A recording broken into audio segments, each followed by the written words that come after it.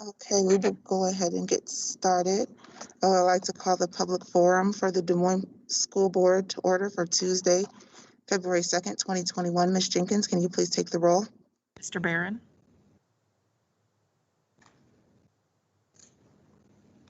Here. Ms. Bradley. Here. Ms. Caldwell-Johnson. Here. Mr. Cody. Here. Ms. Del Gardell. Here. Ms. Martirano.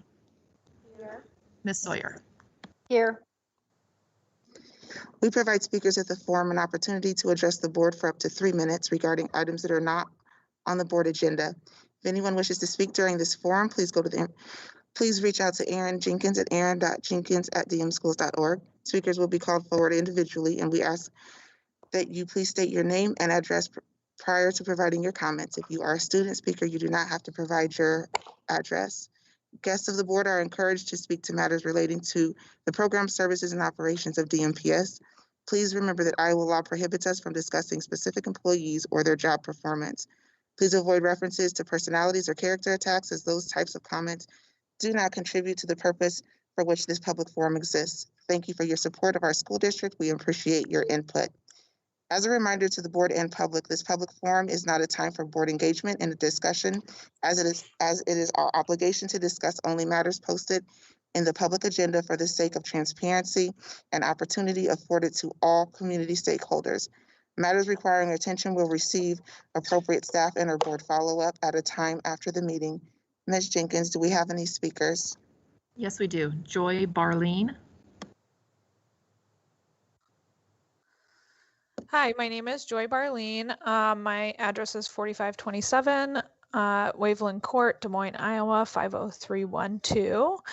I spoke to the board about a month ago regarding the snow days turning into virtual school days, and I just wanted to follow up on that. For my boys that are on IEPs, where virtual learning takes quite a bit of support, and I cannot provide that at home, the school has told me that they will make up those days after, which I do appreciate. But I wanted to follow up with the school board and make sure that they understand the kind of supports that are needed as they make decisions going forward regarding these things. These are my boys on the first snow day that we had. I went ahead and tried to support them myself. We got their computers set up. They have their computers, they have hearing aids, and they have talker devices. Got all of that set up, got them both logged into the classroom, and then we lasted about 20-30 minutes before with me just going back. Nope, don't touch that. Oh no, wait, don't log out. Wait, I'll log you back in. And just kind of going back and forth. They switched computers once. Luke at one point was typing random stuff into the chat. I just am not enough support for them, and I'm pretty realistic with that. That's one of the reasons they receive in-person supports. So, you know, the school has said that they will make up these days at the end of the year. But this, I mean, it still kind of sucks because it's going to be them, you know, not the rest of their peers. So this is just another day that they're going to be separated from their peers at the end of the year where they will still be in school, but their peers will not be. And so I just wanted to follow up and let you guys know that is how we're going to make up these days. And just ask you to consider my boys as you move forward with plans at Des Moines Public Schools. How does that look and how does that work for my boys in an equitable way? Because I still feel like it's not super equitable when they're divided from their peers.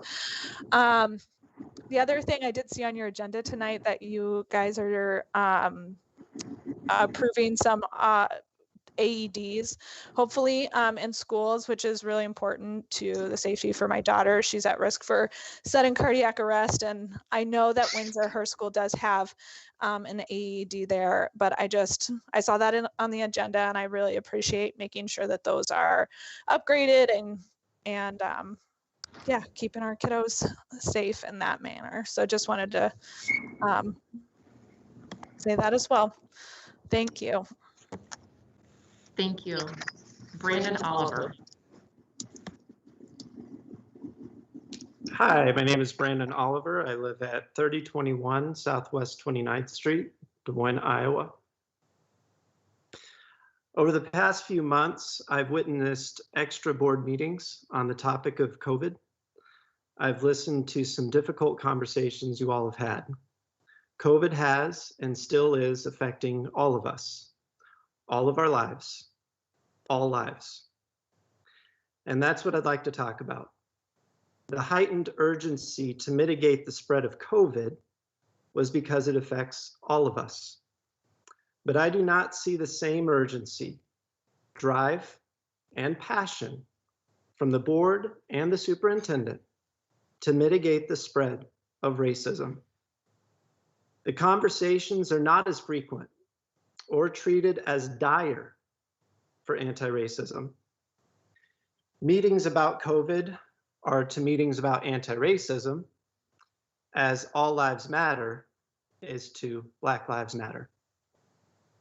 I've listened to board meetings on the topic of your SMART goals, which, let's be honest, are aimed at assimilating young Black males to fit in standard boxes designed by mostly white administrators and mostly white curriculum leads.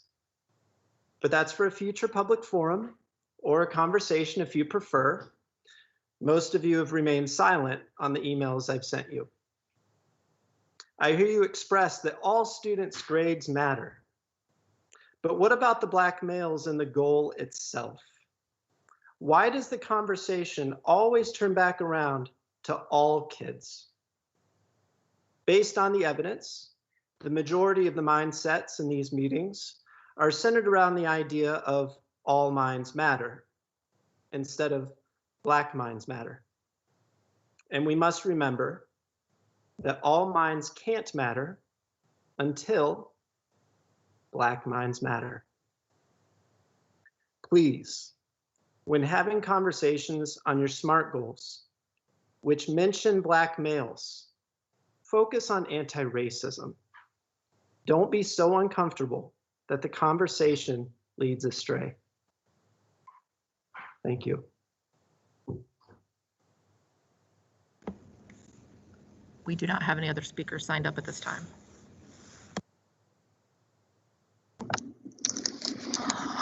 Thank you. I'd like to thank all speakers for their input. I will now close the public forum and the regular school board meeting will reconvene momentarily. Thank you.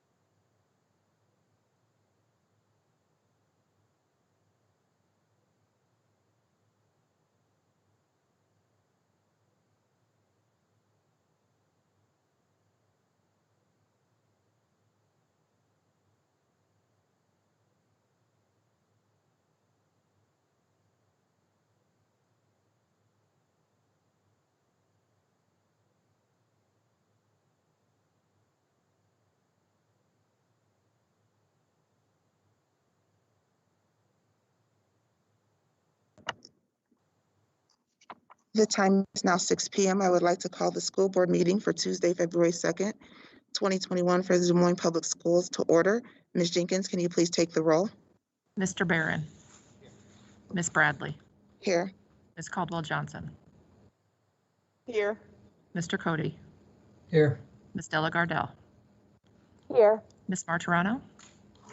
Ms. Sawyer. Here. The first item of business is approval of the agenda. May I have a motion and a second to approve the agenda?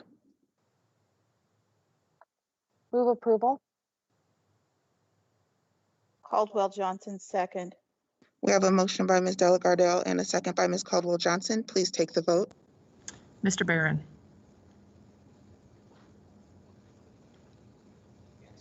Ms. Bradley. Yes. Ms. Caldwell Johnson. Yes. Mr. Cody. Yes. Ms. Della Gardell.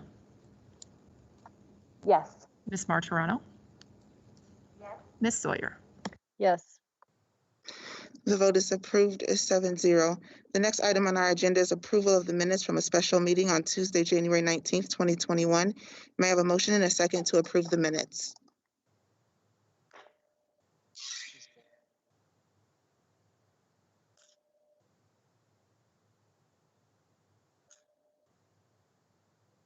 For clarification, was that our last official board meeting? No, it was not. That was the one that the work session that we had? Oh. Oh, it was okay, I'm sorry, that was a regular meeting, Ms. Caldwell Johnson. I don't know if the board members received the email, but there was a request that the minutes reflect all of the comments that were shared at the meeting by our superintendent, because there's only a portion, and I did speak to Aaron about it. So I would like for us to approve the minutes with an understanding that it will fully reflect the statement of the superintendent that was shared at the meeting. Okay, so we would like to approve the approval of the minutes for the meeting on Tuesday, January 19th, with also making sure that the full comments of Dr. Ahart be inserted into those minutes. May I have a motion and a second to approve? So moved.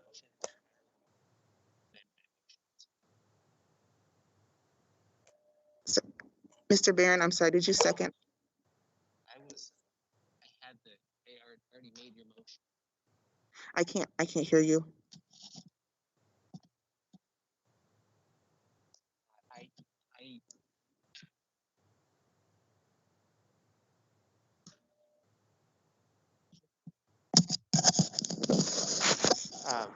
Is that better? Yes, it is. Okay. Yeah, there already was a motion on the floor, and so I'm just offering to amend my motion to Okay. to include Tom's full statement, or as much of it as we desire. Okay. So Mr. Barron is amending the motion to include the minutes for the meeting on Tuesday, January 19th. Ms. Caldwell Johnson, are you seconding that motion? I second the motion. Okay, thank you, Ms. Caldwell Johnson. We have a motion by Mr. Barron and a second by Ms. Caldwell Johnson. Ms. Jenkins, please take the vote. Mr. Barron. Yes. Ms. Bradley. Yes. Ms. Caldwell Johnson. Yes. Mr. Cody. Yes. Ms. Della Gardell. Yes. Ms. Martirano. Yes. Ms. Sawyer. Yes. The vote is approved 7-0. The next item on the agenda is consent items. We allow any person the opportunity to speak to the board for up to 5 minutes following the presentation of an agenda item.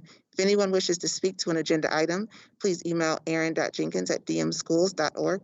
Remarks must be germane to the agenda, and we ask that you avoid reference to personalities and character attacks, as those types of comments serve no productive purpose. We appreciate your input.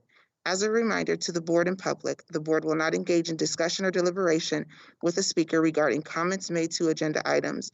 Discussion and deliberation will remain among board members at the board table, with speakers' comments informing said discussion, deliberation, and determinations is deemed necessary. Ms. Jenkins, do we have any speakers? We do. Rachel Moyer.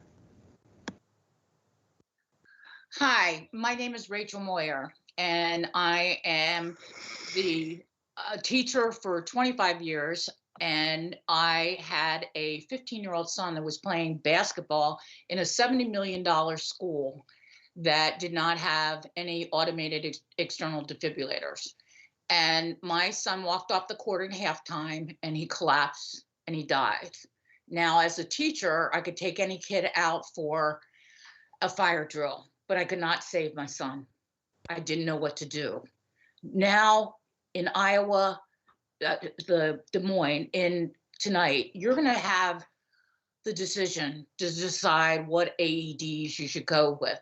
So my son died 20 years ago, and I thought we would not put a headstone on his grave until there was an AED in every school. And I thought it was going to be at the most 2 years. Now it's 20 years later, and it's 51% of our schools that have AEDs in every building. So I'm coming to you tonight to say one thing I haven't done. I have not donated an AED in Iowa, but I've done it in 49 other states. So I want the board to accept 2 AEDs that I'd like to donate to your school district tonight.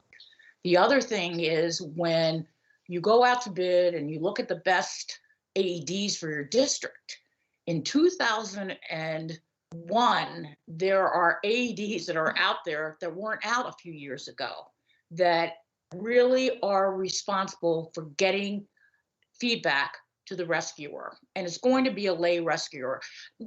Schools are the #1 locations for kids that have a sudden cardiac arrest. I want to make sure you give every rescuer the opportunity to do the most competent CPR. And there's only 2 vendors that, or 2 opportunities to do that by getting CPR feedback. As a teacher, it was always so important to say to kids, hey, you're doing a great job. That's good. And so that's what you want. You don't want the AED whose technology is older that doesn't say you're doing a great job. You want the one that says you start CPR immediately when the person collapses. And you obviously don't go to school or to your office every day and say, okay, this is going to be the day I'm going to save a life. And now that I have been an instructor for so many years, it's so important that we teach lay rescuers to do the compressions they're supposed to do. And what better than to have someone like your mother in the background saying, yeah, too hard, no, too fast, too slow, too soft. The compressions are going to really be appropriate and not be like the biggest fear I think people have. What if I hurt them? And I say to all my classes, they're dead. They don't have a chance unless you do effective CPR.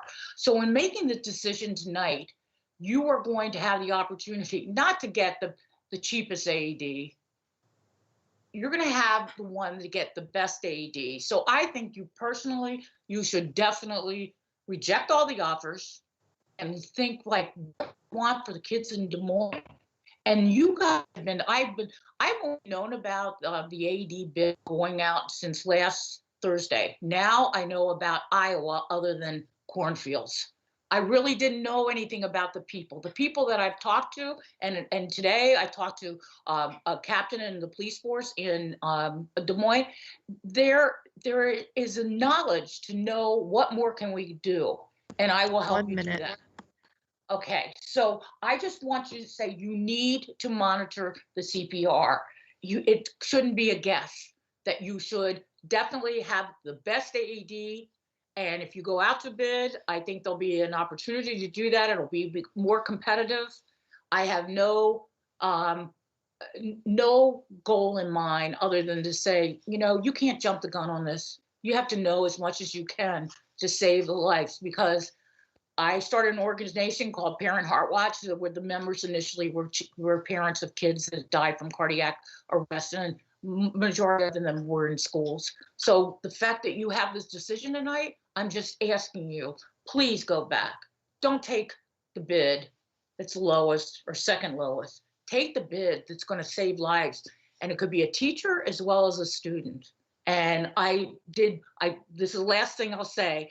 but Palm Beach County in Florida has had 6 adults and 3 kids saved in the last 10 years because they have done effective CPR. And the other thing I was going to say, you Time. already have a law passed that says CPR and AED in schools, which is awesome. You were I think the 9th state that did that, and there's only 39 in the country. But those, thank you. But think about this. You know, there's not often you make a life and death decision, but tonight you're going to make one. Thank you very much. Oh, and I have 2 AEDs that I'll be in touch with Aaron Jenkins and make sure that you get the ones that have the CPR feedback. Thank you. Thank you. Elizabeth Gonzalez.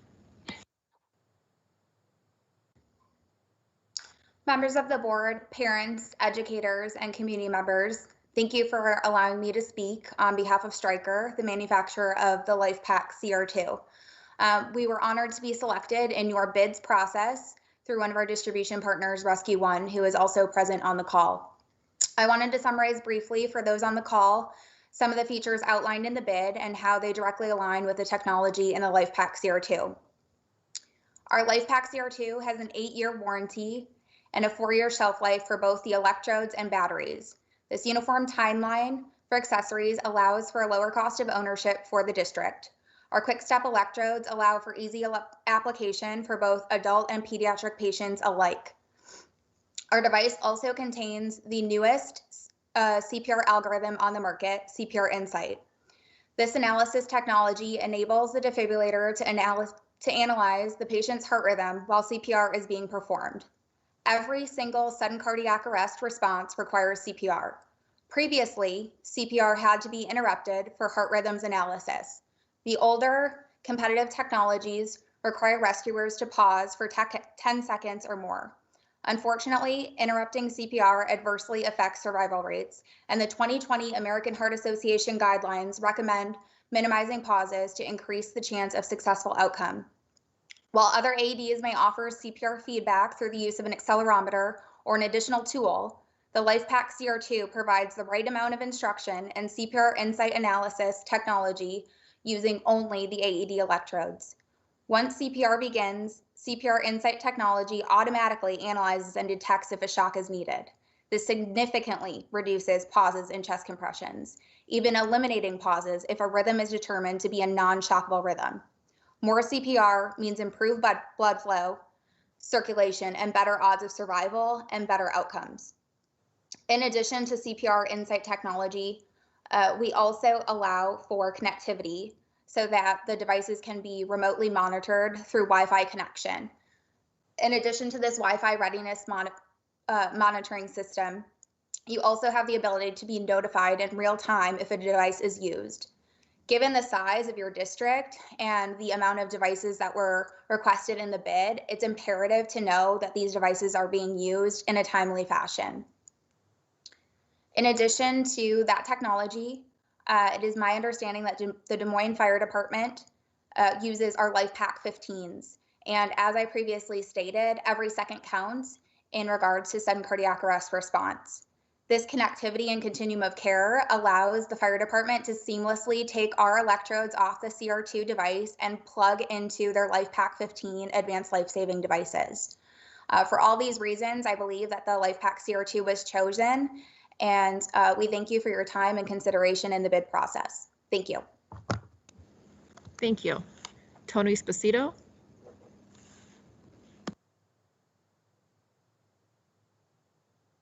Hello, everyone. Appreciate the opportunity to talk tonight to all of you. I'm a captain in the EMS section of Des Moines Fire Department.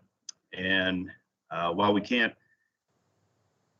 endorse any certain product, we can speak to the fact that what Mrs. Gonzalez just talked about is true. We do carry Stryker products right now. And all of our LifePak 15s, which are the heart monitors that we use for our advanced life support apparatus, are Stryker brand. We also utilize AEDs that are Stryker brand that are on all of our basic life support apparatus.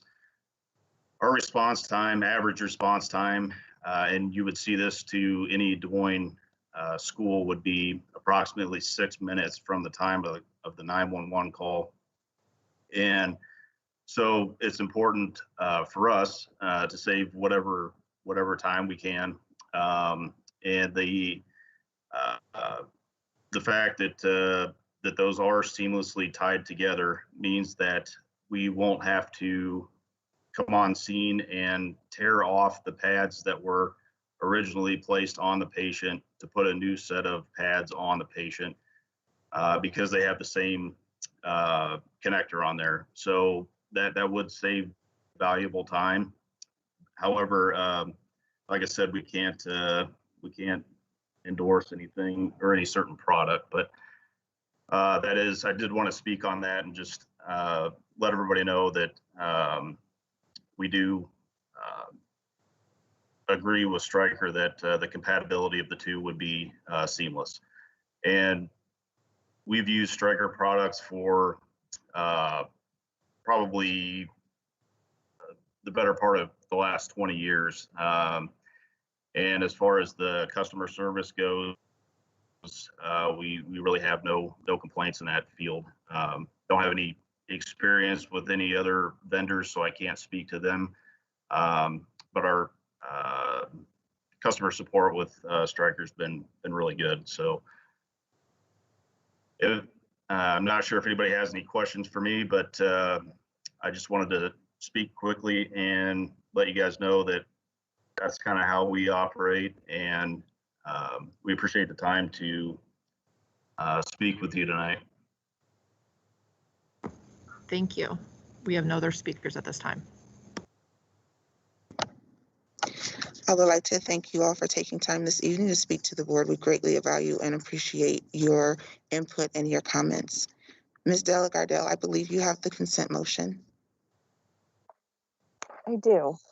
I move that the board approve the consent items in accordance with the recommended action for each item on the consent agenda, including bills previously authorized, certified, and approved for payment by the board secretary in the amount of $6,512,295.38. Is there a second?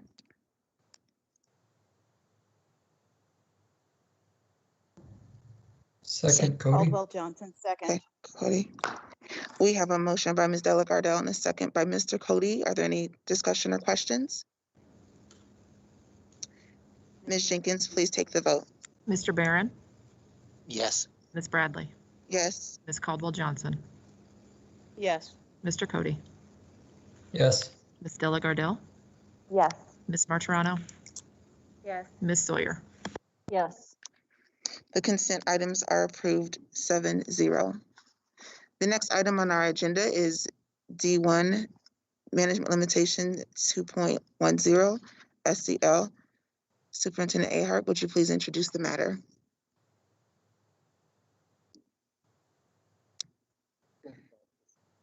I can't, Tom, we can't hear you. This should work better. Mhm.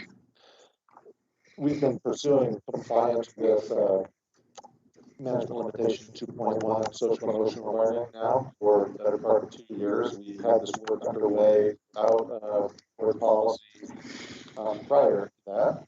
And so this board policy has tightened our focus in our direction. As we discussed in previous meetings and work sessions, the creation of a SMART goal is a real challenge in this area, as it's very difficult to get clean, hard data that that you can tie to a number, and that's one reason why probably not as much SEL work has gone on around the country to the depth that we would like to see it happen here. So we do have a student and staff, for that matter, perception survey in place, and in previous discussions, it was decided that those would not really be appropriate for a SMART goal. And so the next thought was, can we tie student skill in SEL, discrete skills, and tie those to specific classes that we know all students will take, and align those through the system as they matriculate through the system, which is an approach also that could be used. One of the concerns that I and the team have in using that approach is inadvertently narrowing the SEL work to drive that number or those numbers up at the expense of going as broad as we would like with this work, and also integrating it as fully as we can with our anti-racism efforts and our equity efforts. So with us tonight is Jake Troja, Laura Fefchak, and Dow Jacques, who joined us last time. We'll talk about progress that's transpired since the last report, and talk about some other ideas that we have that we might pursue in terms of pursuing the SEL work in the way that we think the community really told us they want us to pursue it from our community meetings that happened almost 3 years ago now. So with that, I don't know who's going to be driving this presentation. Is that going to be you, Jake? On your screen? Yep, I'll get it started. Everybody see the presentation okay? Yep. Yep. All right, thanks. Go ahead, Dow. Hey, good evening, Madam Chair, board members, community, and Superintendent Dr. Ayotte. Before we get started this evening, would like to wish everyone happy Black History Month. I think in education, Black history is important to pause for us as well. And for us in using SEL as a lever for equity, we'd like to call to attention that we have work to do, but we have made progress as a country. 155 years ago is when the 13th Amendment was signed, right? Abolishing slavery. It was 60 years ago on November 14th, 1960, that Ruby Bridges desegregated the all-white elementary school in Louisiana. And so on this year, 2021, I would like to ask each and everyone out there to think about what commitment, how can we use our history as a people, as American, to improve everything we do. And so to me, this 2021, I'm asking, what does it mean to be human? So next slide, Jake. So as we update you on our progress, there's a couple of things. So every staff, when we do professional development, we like to create not a safe, because we cannot guarantee safety, but brave culture, a culture of bravery where we can share and connect with one another to reach our own humanity, but also in accordance with our using SEL as a lever for the equity work that we're doing. So with that, we'd like to make a couple of acknowledgements before we proceed. The first one is that we're gathered on the original homeland of Indigenous people. And so we honor and pay respect to the lives of Indigenous people still connected to this land. The second thing is that we acknowledge the legacy of slavery and cultural and economic developmental contributions to slaves, but we also acknowledge all forms of marginalization, oppression, and other forms of isms that have and continue to harm certain populations. And so we strive for equity, true equity. We also acknowledge the victims and survivors of sexual assault, sexual violence, state violence, and trauma of all forms. In our space, in our work with SEL, we see you, we honor you as well. We like to say, speak your truth, because in order for us, the SEL work is really a whole person approach. And so if we're saying a whole person approach, then we need to each person to come to the table and speak their truth. That's the only way we can hear each other, and that's the only way we can develop the relationships we need to be able to provide equitable learning experience for students. Also, assuming that everyone's doing their best and has positive intention. So this evening, Madam Chair and the board, I ask you to please pick one of these, if possible, to hold and uphold throughout our report, but also throughout the evening, this evening. Next slide, Jake. we're going to play a video. Part of what we do with SEL is welcoming inclusion to create a team and create a culture of teamwork and connection. We like to do welcoming inclusion. So this evening, I invite you all to watch this video, and then I'll ask after. Thank you, Jake. Yep, just confirm that you can hear it once we get started. There's an African American song, 19th century. Good, Jake. It's so great. It says, when it looked like the sun wasn't gonna shine anymore, God put a rainbow in the clouds. Imagine. And I've had so many rainbows in my clouds. I had a lot of clouds, but I have had so many rainbows. And one of the things I do when I step up on a stage, when I stand up to translate, when I go to teach my classes, when I go to direct a movie, I bring everyone who has ever been kind to me with me. Black, white, Asian, Spanish-speaking, Native American, gay, straight, everybody. I say, come with me. I'm going on the stage. Come with me, I need you now. Long dead, you see? So I don't ever feel I have no help. I've had rainbows in my clouds. And the thing to do, it seems to me, is to prepare yourself so that you can be a rainbow in somebody else's cloud.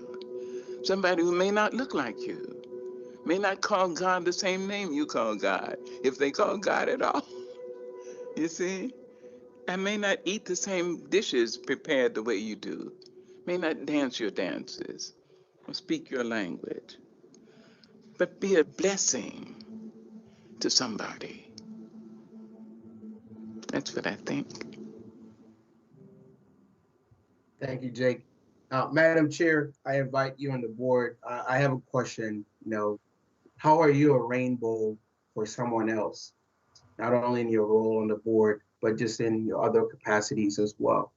And I would like to hold space for anyone that would be courageous enough to share in this space.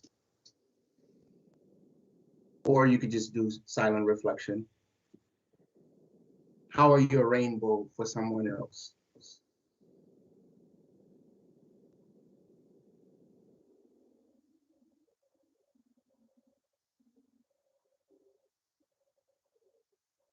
I try to be a rainbow for my grandson by leading by example. Thank you. This week, I sent a letter of recommendation off to Drake Law School for a young Latina that wants to go to law school next year. Thank you. As a classroom teacher professionally, I always try to be an advocate for what my students need. And I try to bring a little bit of that perspective in the way that I approach my board work too. Thank you.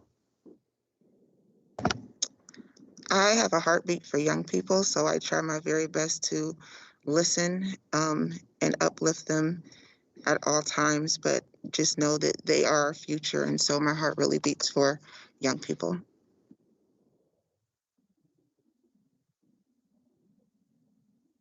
Thank you. Thank you all for sharing. Team, what we're here, we all have stories, but the one thing that unites all of us is our humanity. And we can only get to that humanity through connection. And the SEL work for us comes down to people. That's what it comes down to. And we'll talk about it here. We'll touch on it as we go, but hopefully you start seeing the connection. We'd like to thank you for your leadership, especially during these times. Appreciate all that you're doing. You're asked to do a lot. Thank you for what you're doing. You are definitely rainbows. Jake?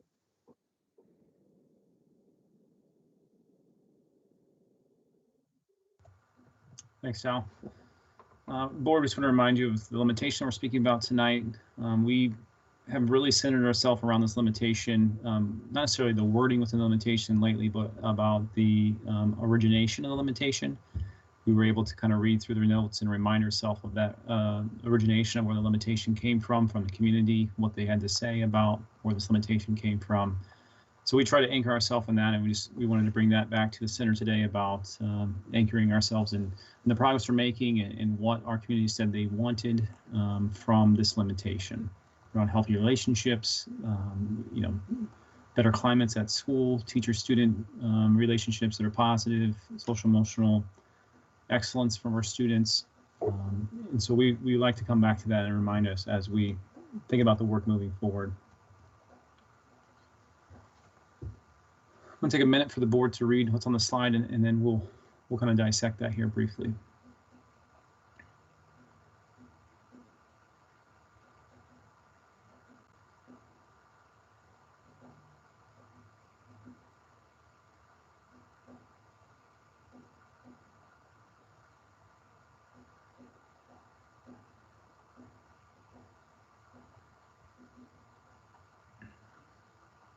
Dr. Dina Simmons, formerly of Yale University, recently left Yale University in their social emotional department, is a leader in the work and leader around using SEL as a lever for equity. And this quote, specifically from her work, points to the power that we see within this work and the power that we are pursuing with our staff as we begin to focus on them and working with our team to make that change. Dal, I'll invite you if you want to add to the slide. Go ahead, Jake. Thank you. One of the things that we have created space for with our adults, but we would like to bring it up to this table here tonight, is this IQ versus EQ concept. We spoke about this a little bit at the board table. We want to bring it back to the center, again, reminding about how we're moving this work forward.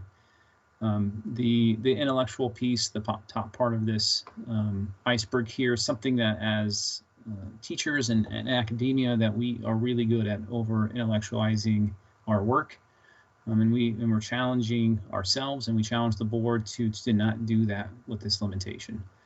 That with our adults in the schools and with our leaders, that we met with leadership today, and we really spent a lot of time developing the emotional intelligence piece of this and investigating and interrogating ourselves and working on that work with ourselves. And so we lift that up today to the board, specifically as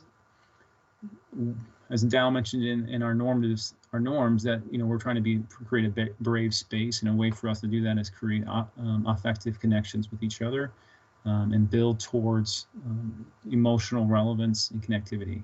So we want to lift that up, and that is the heart of the work that we feel like is driving us forward and even the next 3 to 5 years, is building emotional connection in emotional IQ with our team.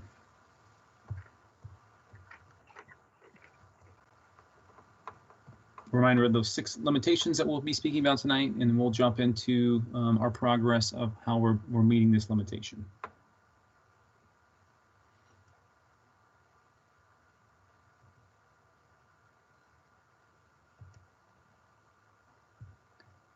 So this is an update on integrated services work.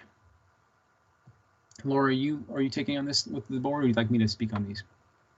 No, go ahead. Yep, no problem. So reminder, board, we are working with our schools in the integrated services work. As we previewed last time, we have 17 schools that we're doing a partial implementation with. These are the anchored documents that we've been building from throughout the whole year. It's been a challenge this year with the way that school is gone with the pandemic for us to make progress. We appreciate those schools, and so I want to publicly recognize the 17 schools that have partnered with us on working towards partial implementation. We appreciate them in that work. And just a reminder of these are the research documents that we've gained from Castle on the left, from our Framework for Safe and Successful Schools, and then our anti-racist town hall findings that are guiding our development and learning. We meet weekly with those schools, and we continue to work towards building towards national ratio in our core positions. These are where we currently are. When we have projections for next year, we'll be able to provide those to the board. We hope to see some increases in these areas, but we'll know more definitively within the next week or two how we're making progress towards ratios. Last time the board, we talked about some of the ratios in these programs that are across different levels, and so we're continuing to look at how we can strategically make changes within our staffing plans, even though we are asked to make significant budget reductions so that we can continue to make progress in these key areas. So we mentioned before, we're meeting weekly with these teams, depending on how what that next week presents and what's changed for that schedule. We've made adjustments as necessary. We are meeting again tomorrow, Wednesday morning, with all these schools, and it's a continuous learning model that we're invoking on. We really are learning a lot about how we're going to implement integrated services, break down siloed work across our district, and have a better result for our students. Again, this is a reminder of where we're shooting for in those 5-year outcomes. So we know that we'd be successful if we accomplish these bullet points here below. We've done some and been forced to really make some strides on bullet number 1 based on the pandemic. So remind the board that we still have an active ticket system that is being resolved on a daily basis by our teams at schools regarding foundational needs. Through our student needs survey that's available on the pop-up every day on the website. So if you visit our website, pop-up comes up, those tickets are generated, and I think we can look at the last number. Last number I saw, we had somewhere around 3,000 tickets that have been submitted during that time. So we've been able to address those needs pretty significantly, and we appreciate our community continue to use that as a way, and our teams that are resolving those on a daily basis.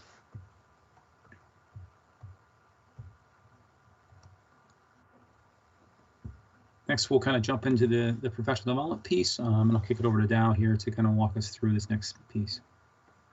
Actually, this is my piece, Jake. Sorry. I apologize. You are fine. You are fine. So this piece, we've referenced this before when we've been in front of you about our intention as we start to do this SEL work as a district to focus on the adults first.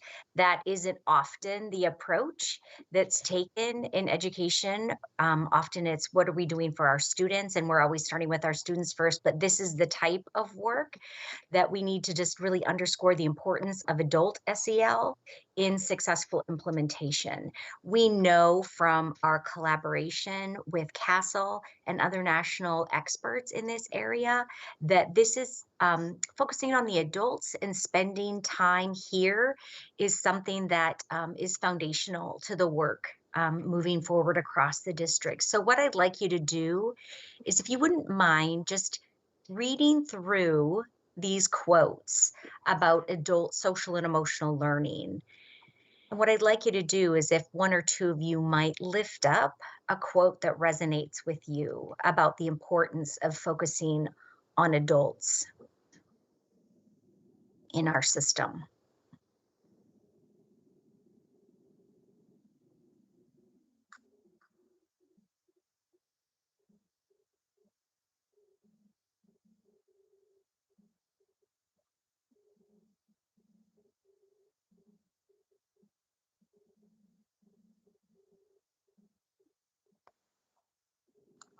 Laura, I'll offer one. Thanks, Kirsten. The one in the middle that talks about teachers skilled at regulating their emotions report less burnout and more positive effect while teaching. We know that especially now our teachers are teaching in a more stressful environment than in the past. And it just seems like every year we continue to hear, at least over my tenure on the board, you know, the pressures that are put upon our teachers. And I know that sometimes maybe the instinct of people when they're feeling stressed is to put their care on the back burner. But I think if we can create a culture where we're going to tell teachers as a system to kind of put some of that first, to work on regulating their own emotions, to work on, you know, their own SEL, that will have positive impacts for us in the classroom too. But I think that's going to be a culture shift, not just for us, but for education in general. Thank you for that. Anybody else care to share a thought? My thoughts are that with resonated. and my thoughts are with the first one. And to me, this is a very logical place to start with the adults rather than the kids, because a lot of our adults haven't had any kind of conscious training on this stuff throughout their career. So how are they supposed to teach it if they themselves aren't comfortable with it? appreciate that, Kaylin. And I think we agree.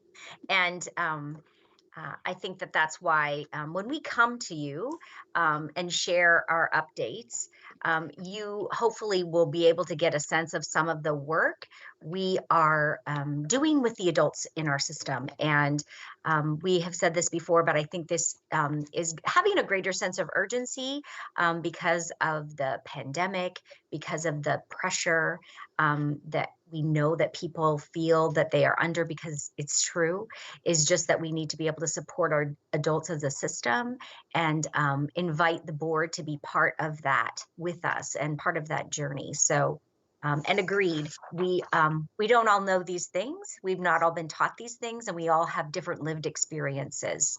Could you go to the next slide, please, Jake? So when we talk about what is foundational SEL for adults, we have the expectation and belief that all district employees, no matter their capacity, have the ability to impact positively on the climate and culture that is created for our students and families in Des Moines Public Schools. So as Jake referenced, we've already began the foundational SEL for adults. We did at the very beginning of January do some sessions with Cabinet. Today, as an example, we did some foundational SEL for over 250 administrative and instructional staff this morning. So we are, and that is exciting to actually be starting the work. And so we need all the adults in the Des Moines Public Schools, regardless of department and role, to be able to operate and participate really in three critical areas. And one is learning, to actually be engaged in the learning and to be present when we are providing professional learning for one another. And that we want to provide the space for our staff to be able to be connected to their personal competencies, to be able to be reflective of the supports they need, and certainly for our leaders, for us to support them as they look for structures to support the people in their buildings. And I think the thing that we know about SEL is that we never arrive. None of us really ever arrive, and that we are all works in progress. So this work is ongoing for all of us. In addition to learning, we are requesting that staff collaborate. So we have a number of task force groups that are engaged with various stakeholders across the district to ensure that there is alignment and collaboration in providing the professional learning and the adult SEL.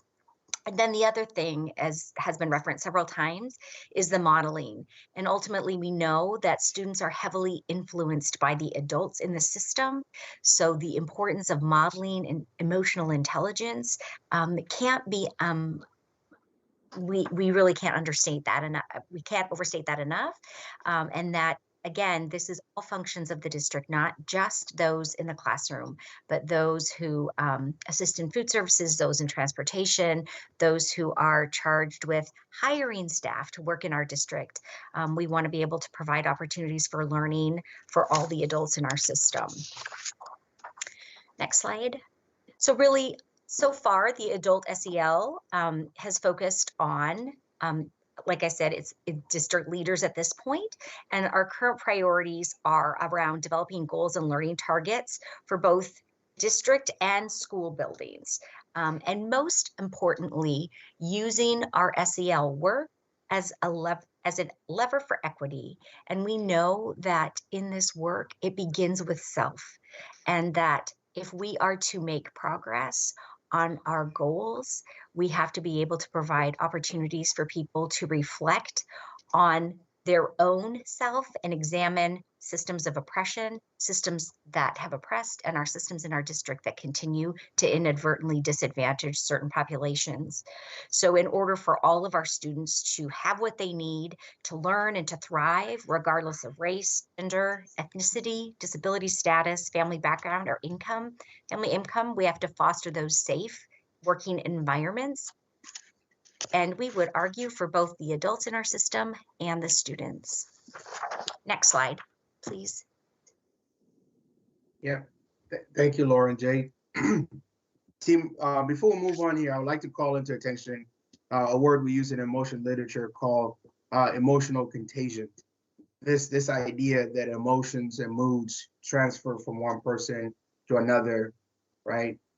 And you've all experienced it, right? Where somebody was angry or somebody was nervous and it affected other people, right? This is real. And so when adults are anxious, it shows in how we lead and how we do things. So as we move forward here, the connection is with the adults.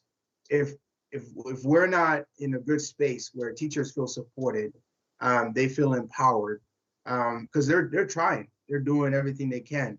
Um, how can we ensure that the space they're in is a safe working environment? That way, they're focused on providing equitable learning experience for students, right? That's really what we're engaged in. And from the top leadership, we've been engaged in those conversations and providing those safe opportunities. Next slide, please, Jake. So really, I would like to call out Mr. Oliver for what he said earlier, right? Systems designed to assimilate, right?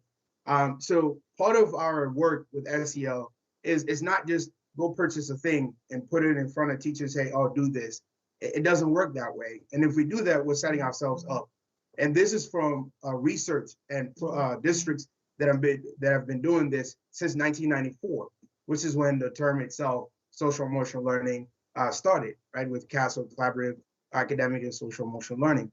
And so what we're trying to do is be intentional. We're organizing at the district level. We have a task force, again, it comprised of 50 to 60 people from all aspects of the district, instructional coaches, counselors, principals, district staff, all kinds of people, directors. And the reason why is we need the different perspectives on it. And so as we think about curriculum, for example, we'd like to draw your attention to develop. We want to develop opportunities for student voice. That's one of the things. In order to have a truly SEL implemented in the school or in the district, we need different voices. We need to foster authentic relationships, right? And integrate SEL into curriculum and instruction. And then also we want to leverage. We're a diverse, 60% of our students are BIPOC. And so we want to leverage the talents, the diversity, and the stories, not only of our students, but also our staff and the community and the families in order to help the student outcomes that we're talking about.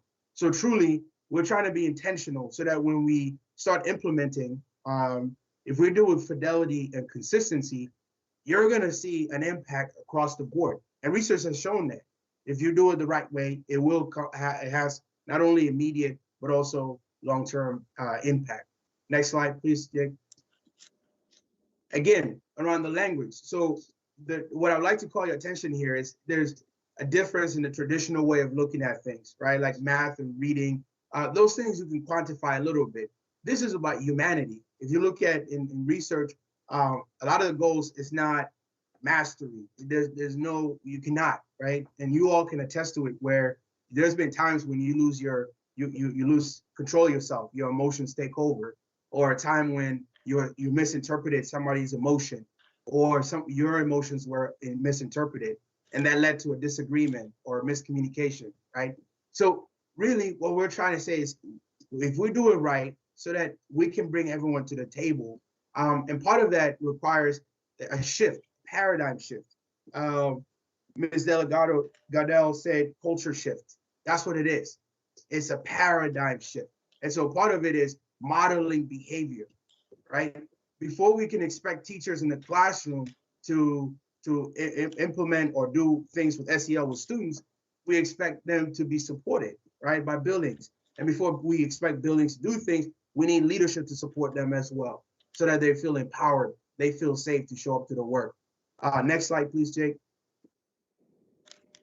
We'd like to get into a little bit, touched on, Jake mentioned earlier, and Dr. Ahart mentioned earlier as well, that panorama data, we put it out in December and we got it back. And there's some insights that we can gain from it. We're still doing deep interrogation of what that actually means. But here are a couple, next slide, please, Jake. Here's a couple components that it measures, right? Really, we're gonna focus today on the student skills, the competencies of self-efficacy, And then also talk about a sense teacher-student relationship, right? And what can we gain from that, as well as school climate. Now, with the data, we need to do more interrogation because we cannot deduct causation from it because there's so many factors.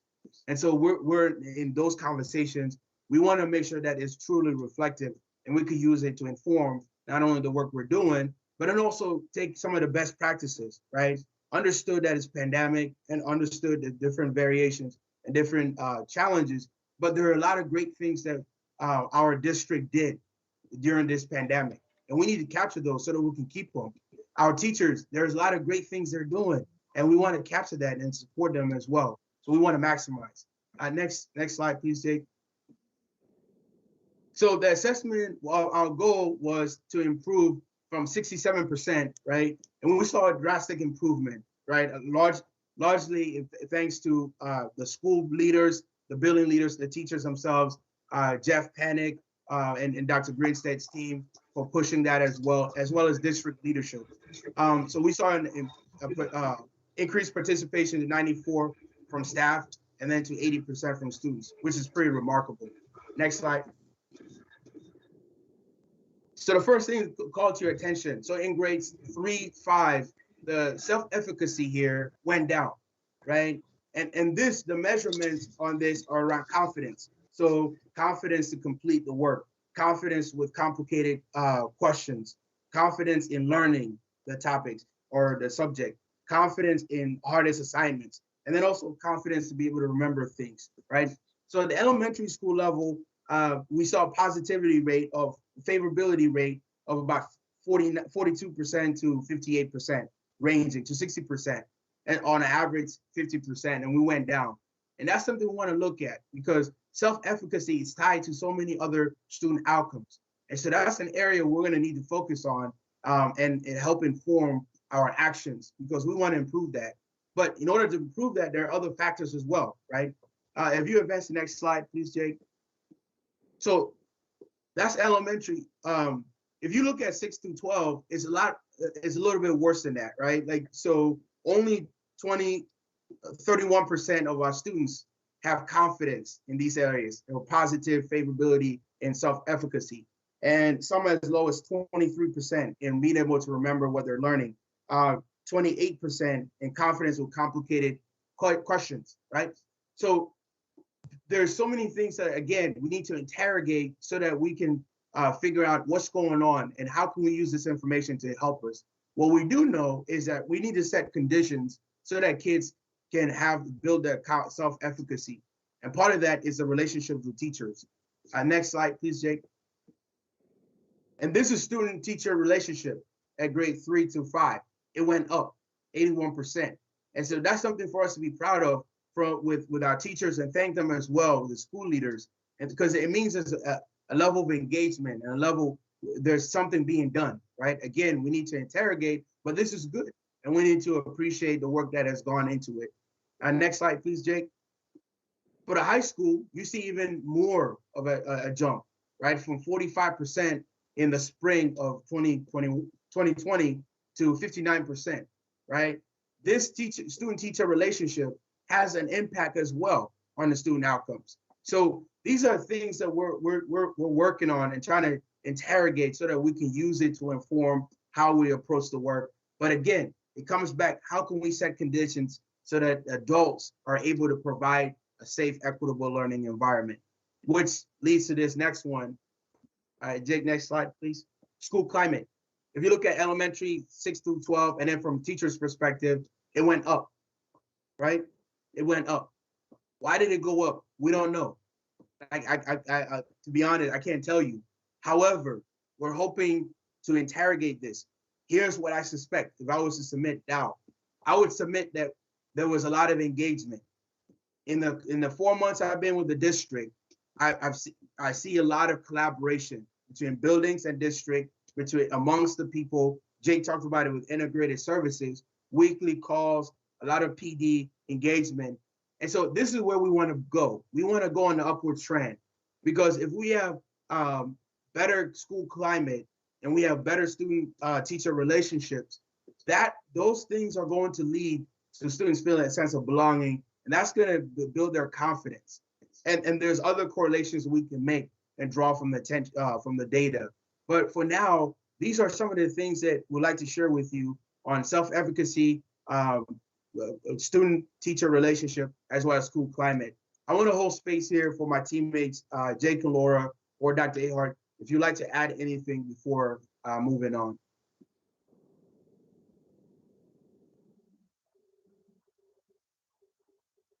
I would just say that one of the things that we are attempting to capture is what transpired over the time between when we gave the survey last spring to when we gave it this fall, and how do we capture that? Clearly, we were working in very peculiar times, and there was lots of opportunity for people to collaborate in ways that they've never had to collaborate before, and we think that certainly had a positive impact. There was lots of cross-departmental teaming, and everybody was stretched in different ways, and I think that there was mutual recognition of that. But also, teachers are trying things that they perhaps hadn't thought of before, because the barriers that they were trying to overcome with their students were very different. And so that's something that we're attempting to capture, is what did we do differently because of how we were operating differently, and what of that can we capture so that that's not lost? Because there's lots of, this was at least at least the pandemic did provide a circumstance where the old ways didn't work, and so everybody was forced to do things differently. And so how can we capture what worked? And certainly it worked in a lot of ways related to engagement and culture, and how can we retain that as we move forward and hopefully from a public health perspective, more normal circumstances. Yeah. Thank you, Dr. Ahart.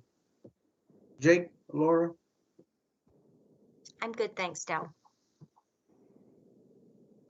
Yeah, I just want to echo your thank you to the staff teams in the building that really made a difference in this data. And I would submit to the board that our staff worked tirelessly to make every individual student connection that they could.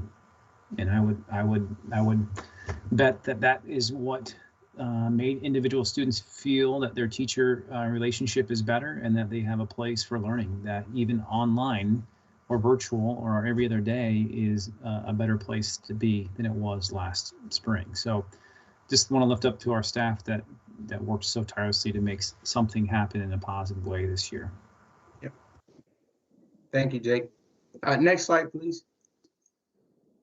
So with that data, again, SEL is such a unique thing. Unlike math or reading, where we can quantify it, it's difficult because we're talking about human beings.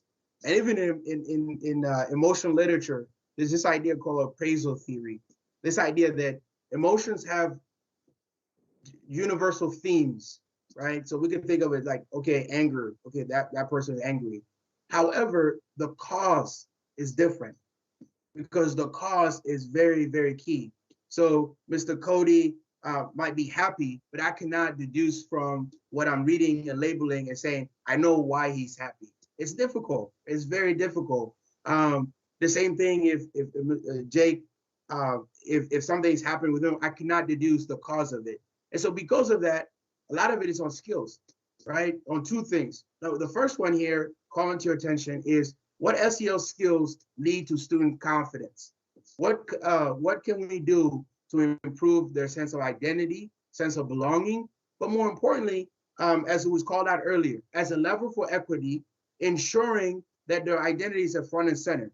So to give you an example is, we cannot just say, use the same words or kids, you're expected to do this, right? You're expected to stay here and so forth.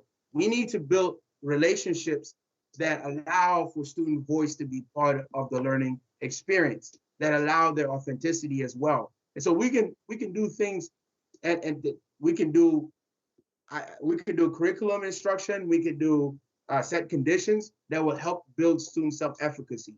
But the last thing here, the second thing is, we can develop student SEL competencies so that they're able to establish and maintain positive relationships, not only with peers, but also with adults. And that's key, right? But again, this is not in and of itself, by itself, adults, students alone. This is a whole system approach.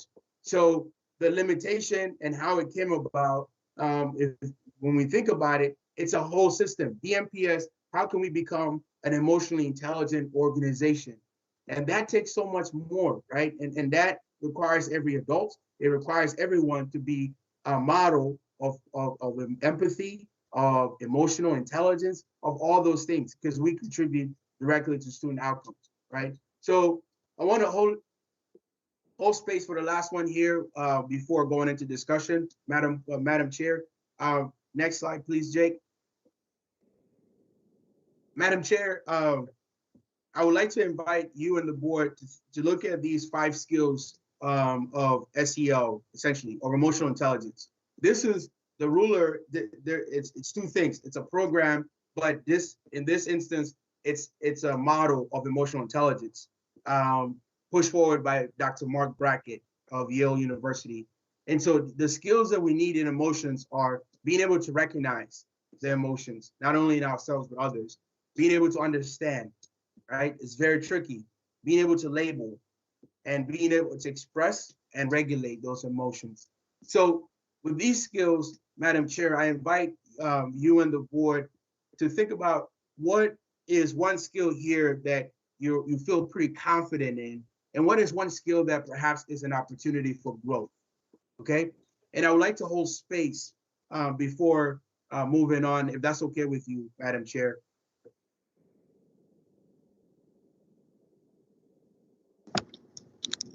Yes, that would be fine if I could start it off, if that would be okay. I think the one thing that I see for myself is I can recognize emotions in self and others, but I think that there are times that I struggle with expressing emotions appropriately. So those would be the 2 things that would resonate with me. Thank you. Thank you. I think that the current state of COVID has made it difficult for many of the items on this ruler. I think that the electronic environment that we are in makes it very difficult to recognize emotions. You can't see someone's entire face, you can't see their body language. It's definitely something I've struggled with in the last year, and certainly try my hardest to really listen to the words that someone is saying and the tone that they're using, because we've lost so much of an individual's facial expressions, body emotions, etc. Yeah, thank you. So I think I'm pretty good at regulating my emotions effectively. I mean, I feel like I can do that pretty well. I think where I struggle the most is with labeling emotions accurately, and especially other people's emotions. I think I assume a lot about what they're thinking and what their emotions are suggesting, but I don't necessarily probe to better understand before I label. Thank you.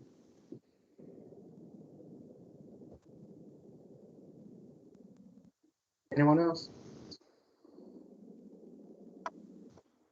I'm not really sure where this fits, but one thing that I often struggle with is um, I feel like I wear my heart on my sleeve and I feel emotions really deeply.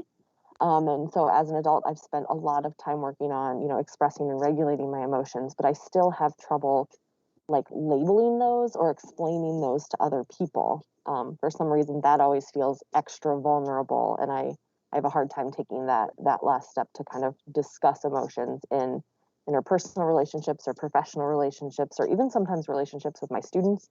That's one of the things that I really struggle with, is being able to explain to someone how I'm feeling as a way to help them better understand the causes of my emotions. Yep. Thank you. Thank you.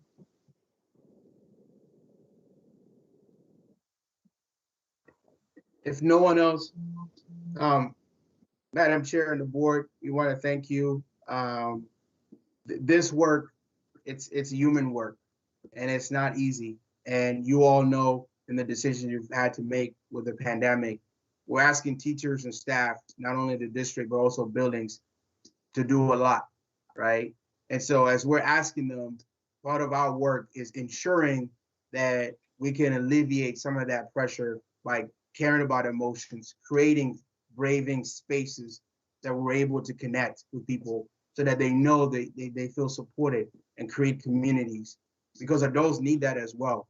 And if we're asking them to provide equitable learning experience for students, we're also ensuring that we provide equitable working environment and experience for them as well. So I'll turn it over to my teammates or Dr. Ahart, but I want to thank you so much for your time and participation. Pending any questions. Thanks, Cal. That's, I just wanted to if I may, Madam Chair, that concept that we've been talking about a lot as a team is the temptation, especially coming from a bunch of educators, to over intellectualize this work and be able to prove that here's where we started, here's where we are now, done, and not lose the opportunity as we really invest our time and energy in this work of using it as a lever for equity and our anti-racist work, and really having the depth and the true change in culture that we think can result from this work. We don't want that to be lost in our effort to make a very tangible, concrete, measurable goal. So we're looking for ways that we can do both without losing the richness and the integrity of how we've really tried to roll this work out to the adults on the team. Another thing that we don't have data that's easy to show. We'll work on getting something to you, but the correlation between students' reported competency in SEL and their academic performance is undeniable. Which is not to say that if a student does well from a social emotional perspective, they automatically do well academically, but it is to say that if they're not doing well from an SEL perspective, they're almost certain not to do well academically. And we're seeing that, we think, we're still doing deeper dive, but we think we're seeing that pretty clearly in our assessment data as we try to correlate performance in third grade reading with the SEL surveys. So I think that's an important element as part of our conversation on this as well.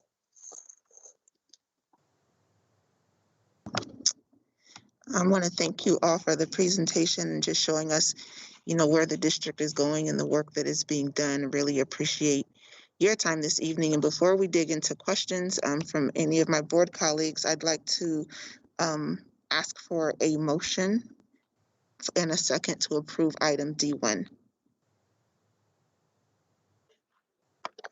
Madam Chair, I believe it's listed as other on our agenda and it wasn't listed as action. Oh, is it? Okay.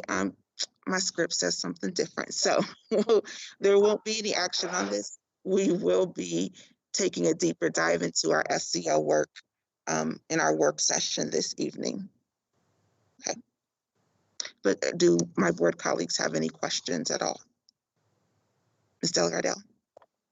I just have a question, and it's kind of born out of some of the reflecting that I've been doing in my notes this evening, and related to some of the work that we do as teachers. And I think it comes back to a question that I think the board's been working on asking a little bit more is how can the board support this work? And specifically, I'm thinking of something that I believe Dow said early on about, that teachers need humility, time, and effort in order to make SEL happen.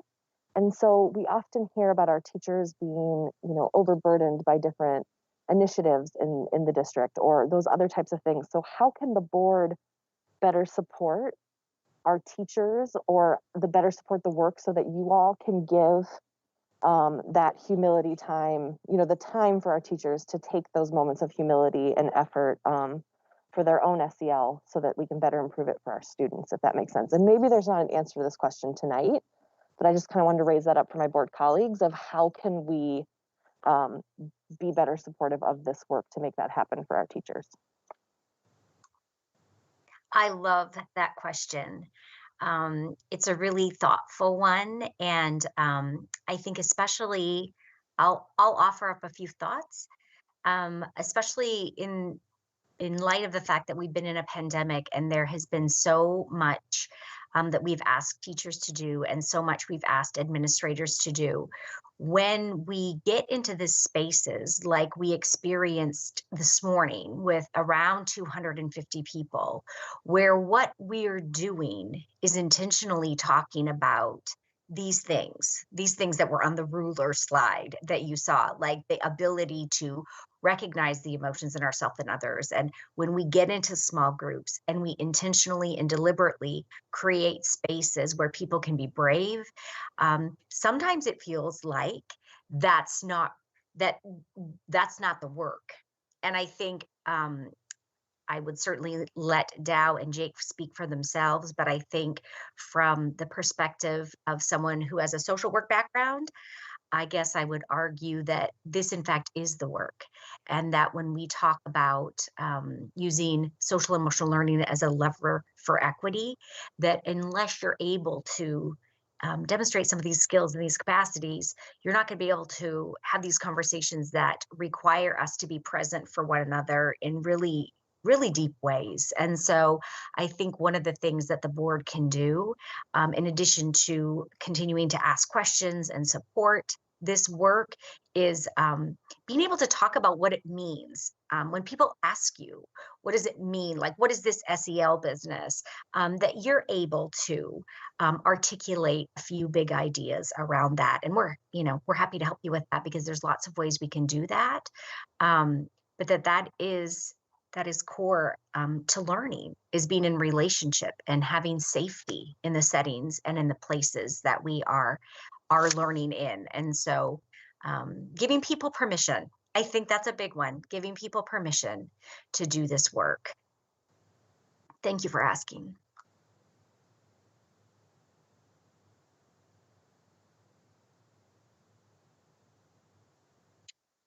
Madam Chair, is it okay if I jump in and ask questions?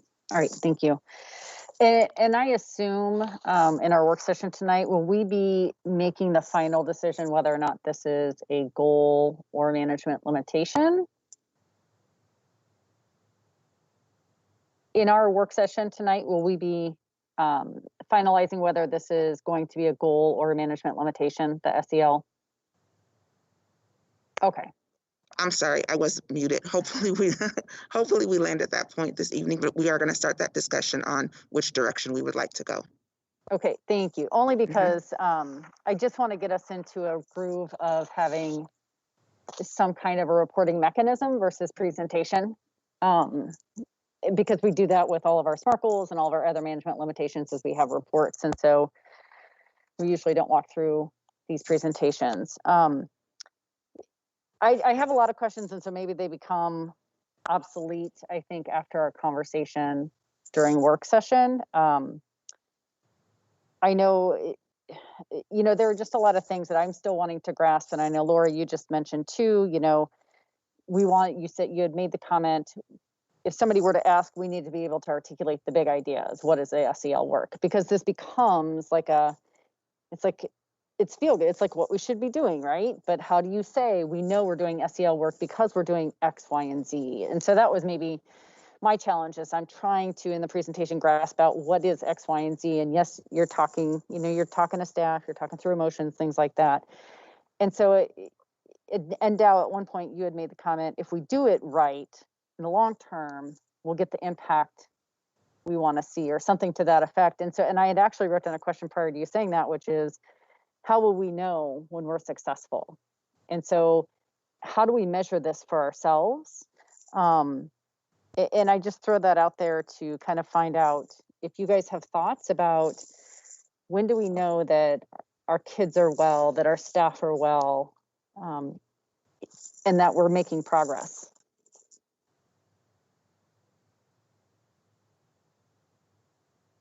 Yeah, so if I may, Madam Chair, so yes, we do have things that we look for if SEL is implemented at a school building. What are components of it, right? Like from student voice to ensuring that we're looking at practices and the culture within, looking at we're providing SEL instruction. It's embedded as part of academics, not separate, but as part of that we're using strategies, i.e. signature practices, right? So there are things that we can observe, observable things that we can see in a building or in a classroom that say, okay, this classroom or building is doing SEL the right way, right? What I was talking about earlier, in the long run, if we do with fidelity, it affects all the other student outcomes, right? The districts have been doing it for a long time. You see 11% improvement on standardized tests. You see improvement in behavior, improvement in post-secondary success, right? So student-teacher relationships. All those things are improved. In the meantime, what we're saying is we're doing the planning and the making sure that when we step out and do this, it's not just here you go, take this curriculum and do it, because a lot of the curriculums are not through the equity lens, which is important. So we're committed to becoming an anti-racist district. We cannot just say we're going to purchase this and boom, do it. We have to consider and be intentional about how we're executing the decisions as well as the process, right? So talk about earlier, one of the community members talked about young Black boys, right? SEL, if done wrong, or if we rush to it and say we're going to put X amount of percentage or try to quantify it, it will become whitewashed, and it will become a tool that perpetuates inequities rather than a tool that is used to empower, right? So there's so many complexities. Certainly could do the deep dives as far as what would it look like. Yes, there are those, right? But the key thing, hopefully, that we got out is not, you cannot just say, oh, here's a percentage, unlike reading or math. It's so difficult. And we're also looking at the contextual, right? If we're gonna do it right, let's do it right as a collective, where we're as an organization are more emotionally intelligent across the board. And so how do you measure that? Like you talk about you're doing it with fidelity. How do you know you're doing it with fidelity? I mean, are you observing? Are you, and maybe you don't have, that set up yet or determined yet? I'm just curious. I can take that now if you'd like. I think there's a couple ways, and I think maybe the struggle that we're having as trying to set one specific goal is limiting us on the fidelity of measure. And so I think that might be what the main paradigm that we have to shift here.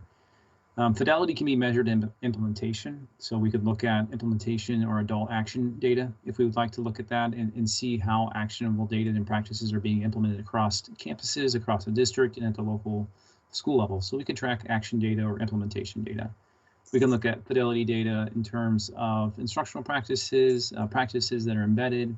We can look at data around perspective-based data, which we brought to the table today. We can also look at student outcome data, so how the effect of academic outcomes are changing, outcomes in terms of other traditional measures. We could say attendance as well. I think the robust data that we could quantify that would help give us a broad perspective is probably the best way to say that we're making progress. We would want to see high quality fidelity data, high quality perspective-based data, and changes in student outcome data that indicate that we're successfully implementing across the district. I think what we ask, and I'll use Dow's phrase to submit to the board, is patience in building the foundation that the 3 to 5 year plan that we have is successful.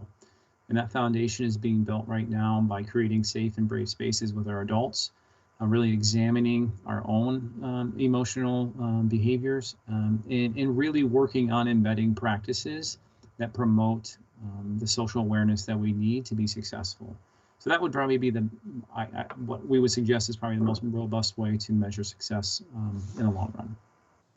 And I just have one more question before I turn it over, but and it kind of ties into what our next conversation is going to be about with the SROs. And how are you engaging families and communities in this work beyond just our teachers and our staff and our students, but how are we making this a community effort? I can take that if you don't mind, Jack Galore. So that's what we're getting at, right? So the five-year action plan lays it out what we hope to accomplish in that time. Before we can go to the buildings themselves, we need to create the shared understanding, shared knowledge and skill set starting at the district level, right? Because in order to execute this work, if we get ahead without doing it the right way, we're gonna have to start over. Because some of the other districts that have been doing it, when they miss adult SEL or do less than 6 months of adult SEL, you have to start over because it's not effective. So what we're doing right now, we're creating a scope and sequence for the district level. For the next 5 years, what does that scope and sequence look like for adult SEL? We're creating scope and sequence for the buildings because we know that next school year or in the fall, we want 10 pre-K 5 schools to be SEL, to do SEL implementation. So we're examining what does that look like? What should we expect from them? And what does success look like for that? When we start going to the buildings or the schools implementing it, that's where the families and the student voice and the community comes in, the partnerships. They're part of what does SEL look like. If you're seeing it succeed, you have authentic relationships between the school as well, and then the community, school, and parents, and other aspects of it. When we get to that point, you'll be able to see, right? But what we're doing right now is making sure that we're postured with the planning, that the schools have the resources they will need so that we can execute the right way. Because if we don't do it right, it's going to be whitewashed, it's not going to be effective, and we're going to have to start over. Yep. All right. So patience, got it. Yes. Thank you. Grace, your grace.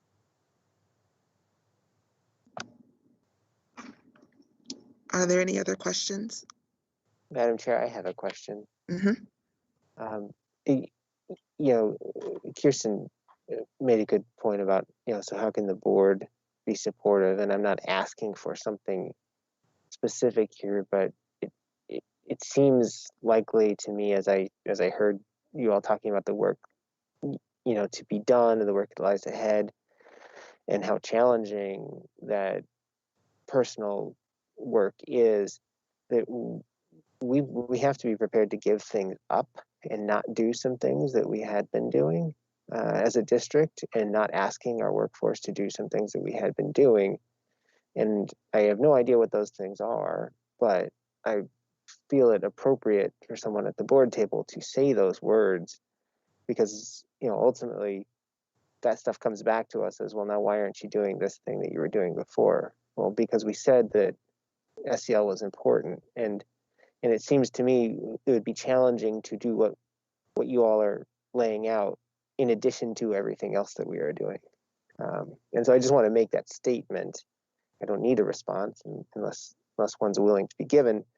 But from my perspective, we have to be prepared not to do something, because this is worth not doing something for.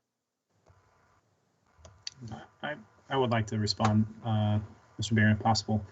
I think what you laid out there is a really good question, and also I think at the same time we could dig deeper and maybe interrogate the question about maybe even how we can incorporate what we're talking about, emotional intelligence, SEL work, into the lives and the daily actions that we all participate in, including the board, and how that can become more embedded in the work. And I want to kind of tie my response back to what Madam Chair had to open her question with, is what can the board do? And I would just like to present the board with the idea about what will be really helpful is we talk with our adults a lot about modeling behaviors, about practicing and participating in those practices, and submit to the board that they would also practice in those 3 signature practices and model behaviors for our community and for our students that we would expect and want to see from them and our adults in our schools. And I think that's, if anything, is one of the largest things that we could ask and see from our board.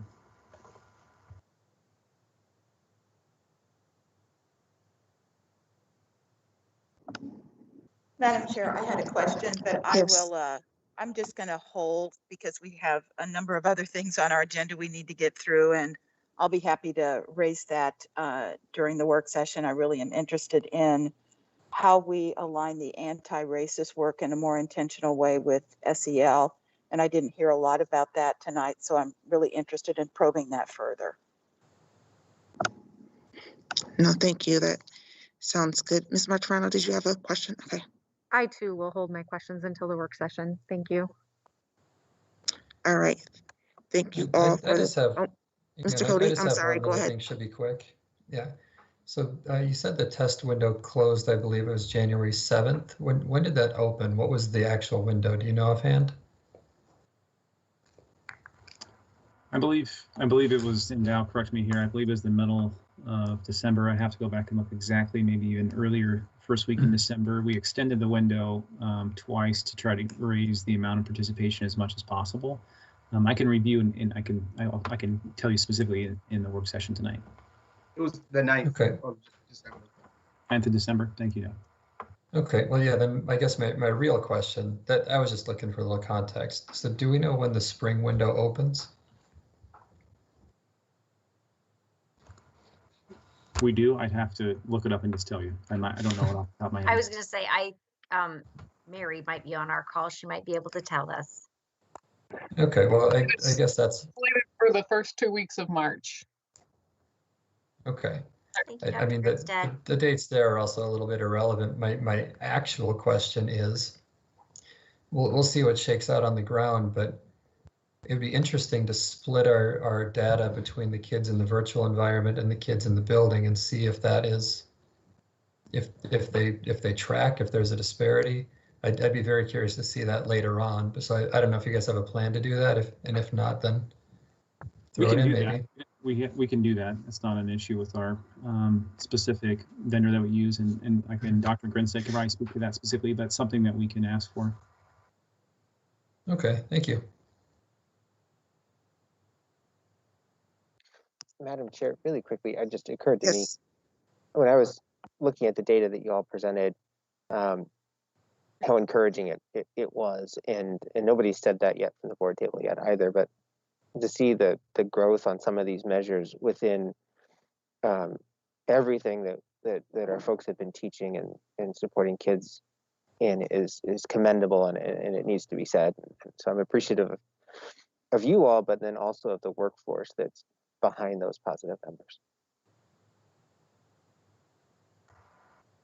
I would like to, for our teams, directly give that compliment to our staff in the buildings that we by no means want to correlate our presentation to the work that was done at the building. We are really focusing on the adult SEL and the leadership level, and our adults at the building level did a tremendous job.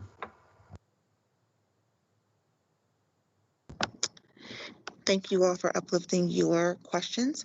The next item on our agenda is the 2 school resource officers update. Ms. Jenkins, do we have any speakers?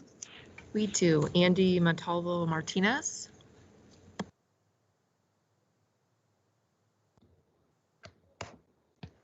Hi, my name is Andy Montalvo Martinez, pronouns he, him. I'm a senior at East High. Hi, my name is Lyric Sellers, pronouns she, her, and I'm a junior at East High School. Attendance to school should not be a potential entry to the criminal justice system.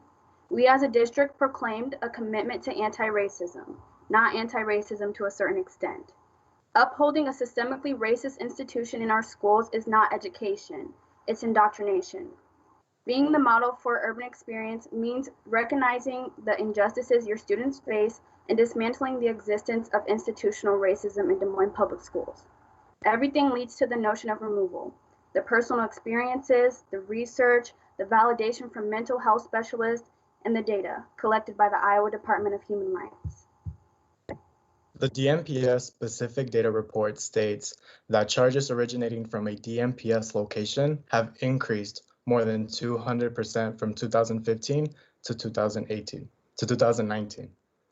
Black youth were disproportionately charged when compared to white youth. Almost 2/3 of charges originating from a DMPS location were classified as a simple misdemeanor, meaning they were not questions of actual public safety. These charges are extremely subjective to the discretion of the SRO, often described simply as disorderly conduct. And on the note of being subjective, another thing to acknowledge that is that the leading concern of those who oppose the removal of SROs is a question of safety. However, these arguments are weak because a sense of safety is extremely subjective. What about the students who have positive relationships with an SRO? That's a great point, Lyric. However, that should not invalidate the negative and often traumatizing experiences that students have that usually lead to their criminalization. Students should be creating positive relationships with their admin, their teachers, and other support staff, people who actually give them the resources they need to be successful. Well, what if a student brings a weapon to school? That's a valid concern, Lyric. And in those situations, we would have appropriate staff trained to handle de-escalation to ask the student to hand over the weapon, a task SROs are known for escalating. It is also important to acknowledge that the only role of SROs is to charge crime at school as they see fit. Well, what if there's a situation where we need a police officer?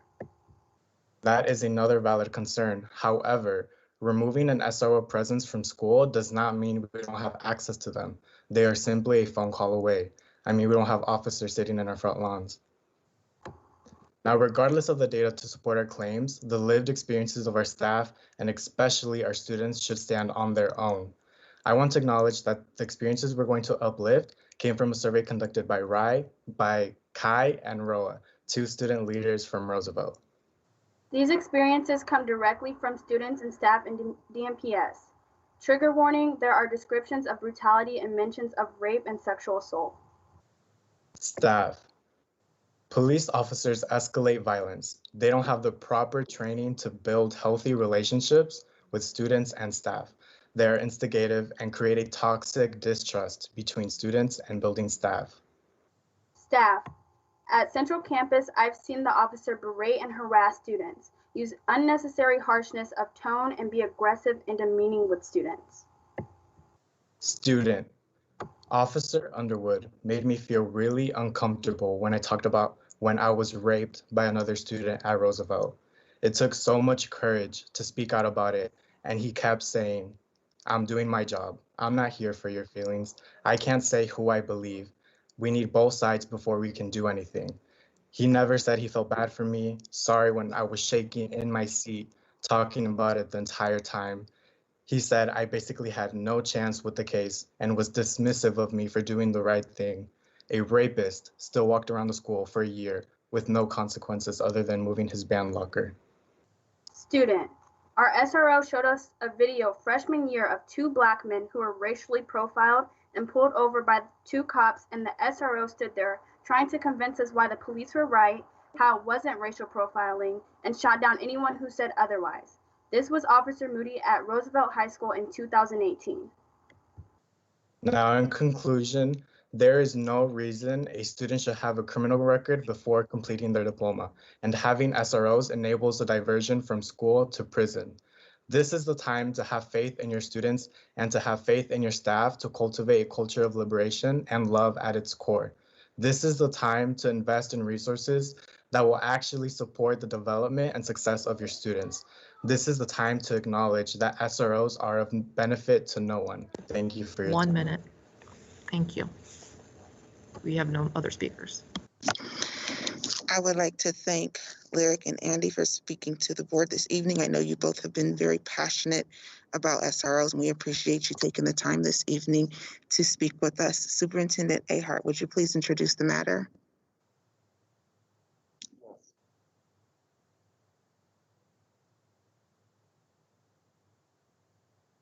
Lyric and Andy have and several of their peers have had a number of discussions. I know with some of our board members, with me certainly, and with Mr. Troja and Mr. Smith, who are here to speak to this matter tonight with me. This is a difficult conversation. As Lyric and Andy pointed out, the SROs. Though not perfect, as none of us are a symbol of safety for some of our students. But that is certainly not universally true, and particularly after some of the events that have transpired over the past year, the SRO discussion has become even more heightened. We've had numerous conversations with DMPD, with various members of our community, and that's how we've arrived at the recommendation that we have tonight. And again, we're not voting on this tonight, but there will be a vote, we anticipate, at the February 16th meeting. With that, I'll have Mr. Troja and Mr. Smith sort of highlight the outcome of the many discussions that we've had with various members of our community, including our students, parents, and community partners, as well as the DMPD. Perfect. Thanks, Tom. Good evening, everybody. Matt Smith, Associate Superintendent. Thanks again for the opportunity to bring this conversation to your table. Jake and I are going to run through a little bit about the last time that we discussed this back in November, and talk a little bit about the events that have transpired since November, including the process for gaining and garnering feedback from a number of stakeholders, and many of them just like our young leaders and advocates like Lyric and Andy. So outcomes for the meeting, again, just to talk about the SRO program, like Dr. Ahart suggested just a while ago, this is not a vote tonight. It is up for discussion, and we will bring it back for a vote on the February 16th date. And so, Jake, if you mind clicking that next slide. So what this slide is meant to articulate is this is what we discussed in November. We talked about the removal of SROs at the middle school level. We talked about the possibility of temporarily reinstating the 6 SROs at the high school level, and just reducing the visibility, and again, begin to look at and examining diverting funds into our integrated services and measuring the student and family staff perspective. These are things that we talked about in November. Now that we're in, fresh into February and through January, these are the things that actually have happened. We have removed SROs from middle schools. We have actually removed SROs from high schools. So that suspension of that contract has been sustained throughout this school year.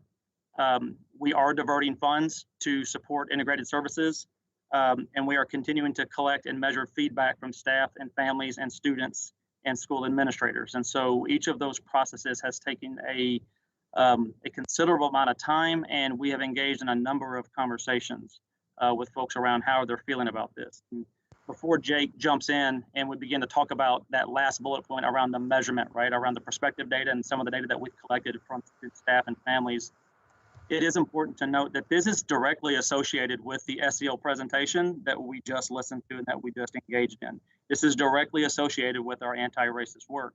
And so it's exciting to me, and I know to Jake and to others, to talk about this work with intentionality as we work to dismantle white supremacy in our district.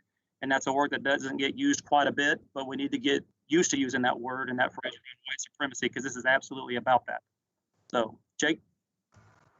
Thanks, Matt. All right, I just want to kind of run through the data. I apologize for my dark screen here. So just a reminder of the data, the perspective-based data that we engaged in. Again, we used the survey platform that we engaged in the SEL survey, and we also leveraged our multiple modality request changes that we've engaged with our parents during the last few months.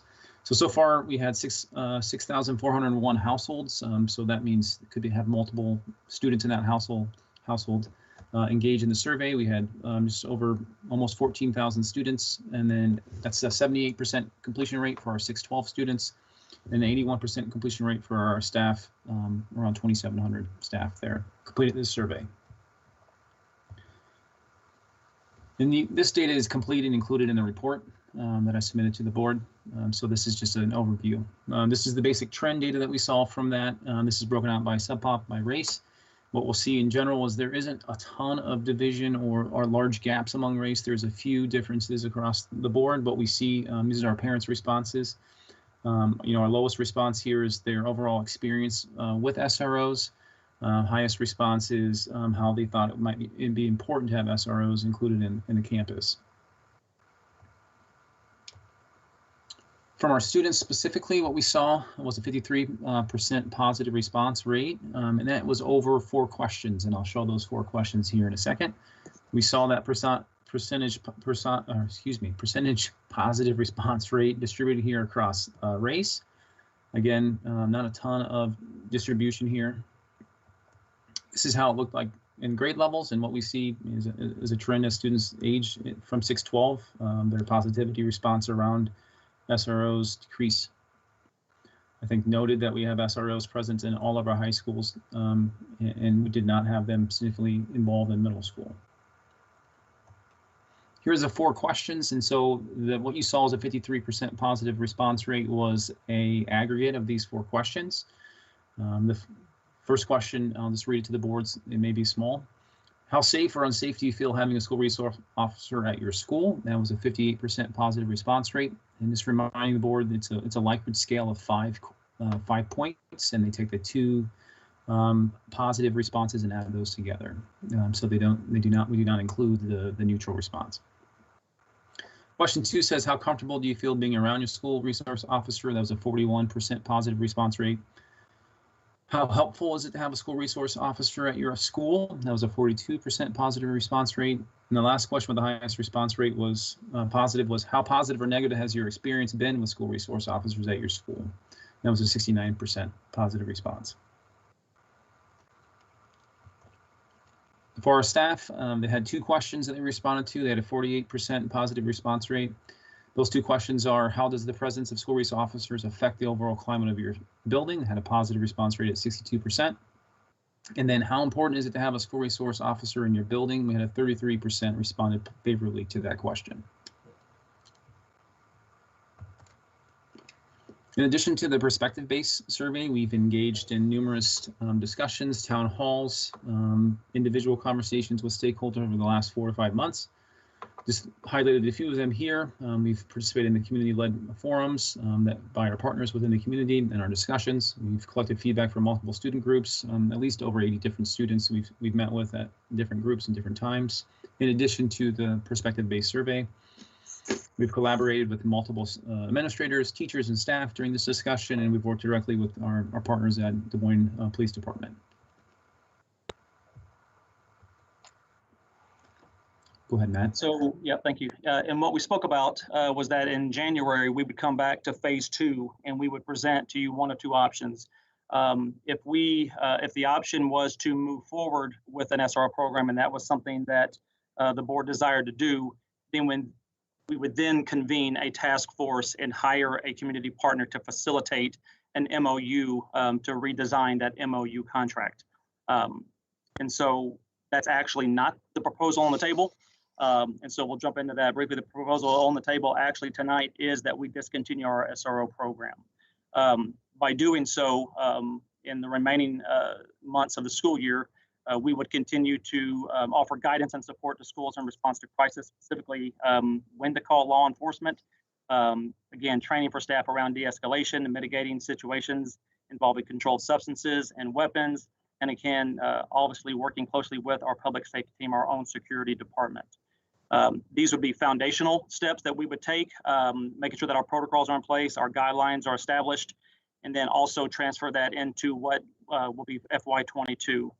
Again, where we've talked about, we would reinvest those dollars in integrated services and a number of positions to create the atmosphere of that love and support and that social emotional learning opportunity to engage with students and staff around, again, regulation, emotional regulation, and self-management. And we would also continue to work with our Des Moines Police Department to determine protocols and procedures for student safety and staff. And so we know that this is going to be a discussion at the table, and we're excited to have this discussion with you and dig into the little bit of the data more so.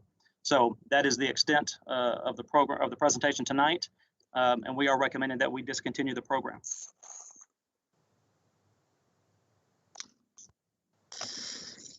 Thank you for your presentation. I will now open it up to my board colleagues. Do you have any question or discussion?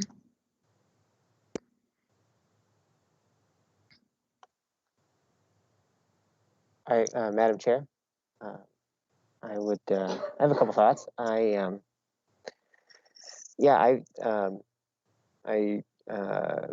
appreciate receiving this proposal. I support this proposal. I think it's a good move forward for us. I honestly had to get a little outside of myself to get to that point. I think that my default on an issue like this would be to find some form of common ground, some middle ground, and move forward. But as I've read and as I think I've hopefully grown a bit over the last 10 or 12 months, I feel I'm more comfortable giving some authority to our students on this one. And Lyric and Endy are amazing leaders and have done some really good work in preparing data, in advocating, and being persistent, and are really showing us the outcomes that we hope for in our kids. I've looked at the data. I've looked at the arrest data in the schools, and I mean the reality is it's overwhelmingly disproportionately negative to African American students. And realistically, if you're going to confront a system that presents racist outcomes, you either accept it or you don't, and only one of those paths is anti-racist. And this is a choice that we got to make. I don't think this is an anti-police proposal. I do not. I think that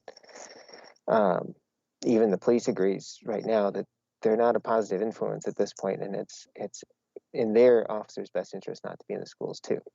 I do hope that we find ways to continue partnerships with the police department. I don't believe they're the enemy. People may or may not know this, but I went to college because my dad was a Des Moines police officer for 20 years, and his salary put me to school. They're really good police officers, and I've met a lot of them that are SROs. And I want them to have an impact in our students' lives, but I do not think that this is the current model is the right way to do it. And I'm looking forward to seeing what, assuming this moves forward, what the district comes back to us with in terms of increased staffing, because I do think that we have a staffing problem, especially in our high schools. And I think that not having enough bodies in the hallways is a challenge for us, and maybe it's just the right bodies. And obviously it's more than just a body, but I'm optimistic after having looked at that staffing slide from the SEL presentation and recognizing that we're not where we need to be on what is a board goal. And this is a big opportunity for us to move the ball forward on something we've prioritized. So, I'll wait for a couple weeks, but I'll be supportive of this proposal.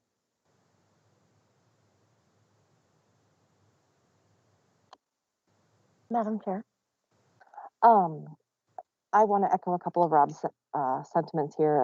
I'm very supportive of this. I appreciated the opportunity to speak with Andy and Lyric probably about a month ago regarding this, and they had also shared some data with me from a report that I think came from the Des Moines Human and Civil Rights Commission, but it might have been a different organization. I don't have the report right in front of me. I could pull it back up, but I'll probably share that with you, Madam Chair, if you would want to distribute it with the board. That would be up to you. I'm not sure who they all shared that with, but there's some very outstanding data in there that I think speaks to why we need to take action on this. I just have a really quick question, Jake and Matt, and maybe it's not actually that quick, but can you walk us through the decision-making process just a little bit more? Because I know that Des Moines Police is recommending this, and you kind of walked us through the timeline, but what were those conversations? I think that context for our community to kind of hear that perspective of kind of that conversation, if you could give us a little color or a little bit of a summary on, what was really at the heart of how you came to that conclusion with the Des Moines Police Department. Well, I can jump in, and Jake, you can certainly fill in. The conversation actually was pretty quick, to be honest with you. Chief Wingert and his staff were very vocal with me around recognizing that the presence in schools is actually not a positive one right now, and knowing that he wants the best for Des Moines kids and the Des Moines School District, he actually just stated immediately, I think we need to separate, and we agreed that this is the right thing to do for our children, this is the right thing to do for our staff and our community, and this is the right next step for us to take. I wish I could tell you that it was there were more theatrics to it. There actually wasn't. It was very frank, and it was very upfront, and it was very honest and vulnerable. And so I was appreciative of it. That's nice to hear, Matt. Thank you. I would just add that we've continued to talk with, and me specifically talked with the police department multiple times, figuring out what's our best course of action moving out throughout this year. What will we propose to what the things look like next year? We have ongoing conversations. I think to combat any negative narratives, there is no ill will towards the police department. This is not an anti-police proposal. This is about us. To Rob's point, we have two options. We can sit back and continue to do what we've done, or we can be anti-racist and tear it down and try to build a system that's better. And that's what we're attempting to do. And we have communicated with TMPD successfully multiple times, and we'll continue to build that relationship into the future. Great, thank you. I just wanted to make sure that that was said for our community, because, you know, I've received multiple emails even since the beginning of our meeting tonight from folks just saying, like, please don't separate this relationship. But I think the context of knowing that Des Moines Public Schools and the Des Moines Police Department are on the same page about where our relationship is and the impact that officers are having on students' lives, I think that's really important to raise up. So thank you very much. Madam Chair, I had a couple of just quick questions and or observations. So I know that we're not going to be voting on this evening, but I would like to maybe have, before we vote, a higher level of specificity with regard to the overall plan, the implementation, focus on restorative justice practice, training, the role of students in responding to what's happening in their buildings. There are just a whole variety of opportunities I think this allows us to capture. And being intentional in our planning, I think, allows us to identify not only who all of the audiences are, but I think it also allows us to create a higher level of expectation for role and responsibility across the board. This is not a building administrator responsibility. This isn't just a teacher responsibility. Our students have come to us and asked us to make this change. So I do think we have an obligation to also suggest to our students they have a role and responsibility in what happens in their buildings beyond just telling us to no longer have SROs. They have a responsibility to also be the leaders in terms of how we create a level playing field for all kids, those that are great, those that aren't so great, those that get in trouble, those that don't. But I think they have an obligation to really help us level set on this. And I think we've got to push it back on our students to be active players and active participants in what this looks like as it moves forward. The other thing that I would offer is, while I think this is a piece of our anti-racist response, this is not the entire thing. There is so much more that has to happen beyond this. So I don't want us to feel like because we've gotten rid of SROs, we are now an anti-racist district. We are not. This is a step in that direction, but I think that there is so much work that has to be done around that. But I do want to push back on really having some clarity around the plan. I feel like I missed that a little bit in the information that was shared. And so being able to understand, but also at the same time, when questions come up in the community, being able to articulate that plan so that there is a sense that we have something in place that responds when we have a situation would make me feel so much better about this decision. Yeah, and I appreciate that, Ms. Caldwell-Johnson, and we will submit. We've been working on a pretty extensive and detailed plan for weeks, and how we can staff, what support looks like. We'll follow Dr. Harret's guidance on when we should submit that to the board for your review, and I look forward to that.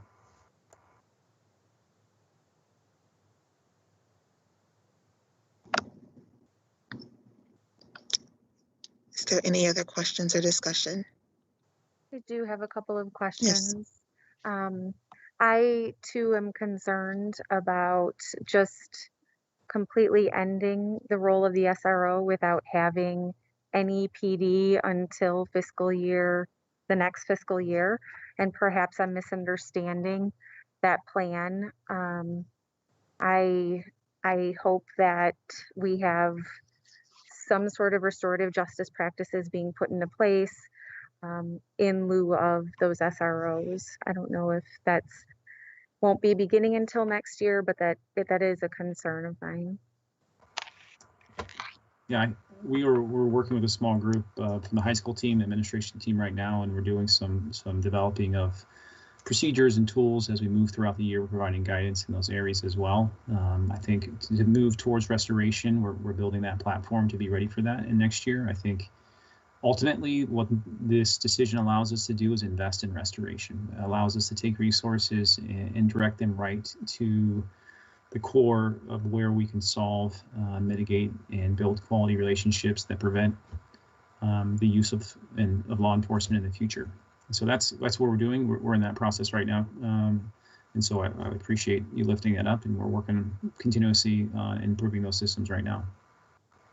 And just to add to that, I think it's a great question, Kim, and it's directly associated and connected to that SEL work as well, right? And so recognizing that how we show up as adults is oftentimes how we actually show out to students. And so we can either trigger a situation or we can de-escalate a situation based on how we actually show up with our own emotions. And so that's actually directly associated and connected to the training that we're actually providing. Thank you.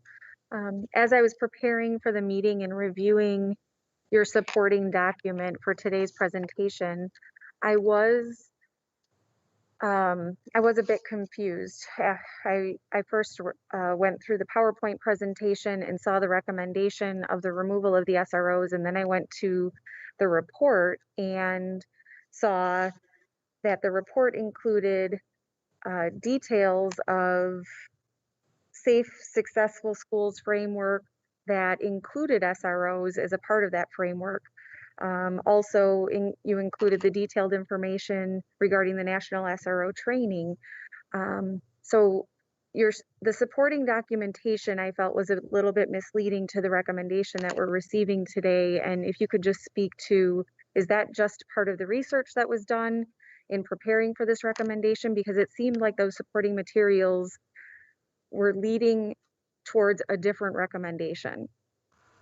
Yeah, that's a really good question. So that was, I added to, in submission to the report today, the perspective-based data. That was the original report that was submitted back in November as the research brief to understanding the program as a whole.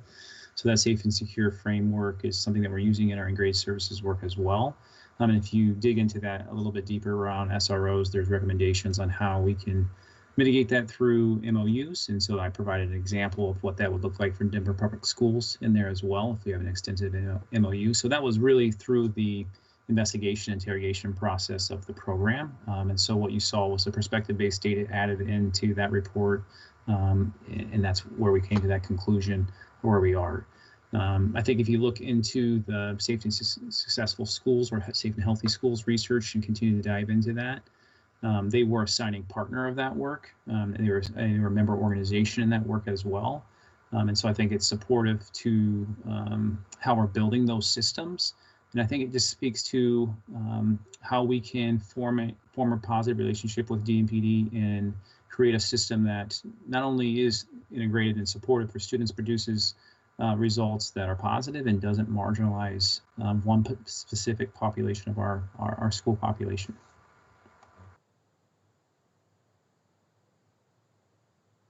And then I just had kind of a procedural question for the chair and vice chair. We do have a policy in place that states SROs will be in place and be trained. So if there's preparation that needs to occur regarding that policy in preparation for our vote, please let us know. We will let you know, and we'll be meeting tomorrow for agenda planning. So if there's anything that will take place, we'll make sure to communicate that with the board.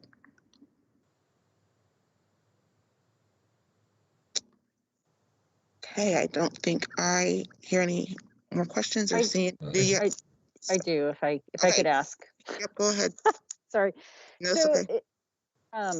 I would like to echo what Ms. Caldwell Johnson lifted up in bringing forth a plan. And one of the things I'm also interested in seeing, if there's a way to find it, I commonly find in systems, we tend to put Band-Aids on things because, oh my gosh, something's flowing, we got to stop the water, whatever it is, and put a Band-Aid on it, versus sometimes we have to look at how do we break systems down to build them back up, to know that we're not duplicating efforts, and that, we're really strategic in our efforts, in our work.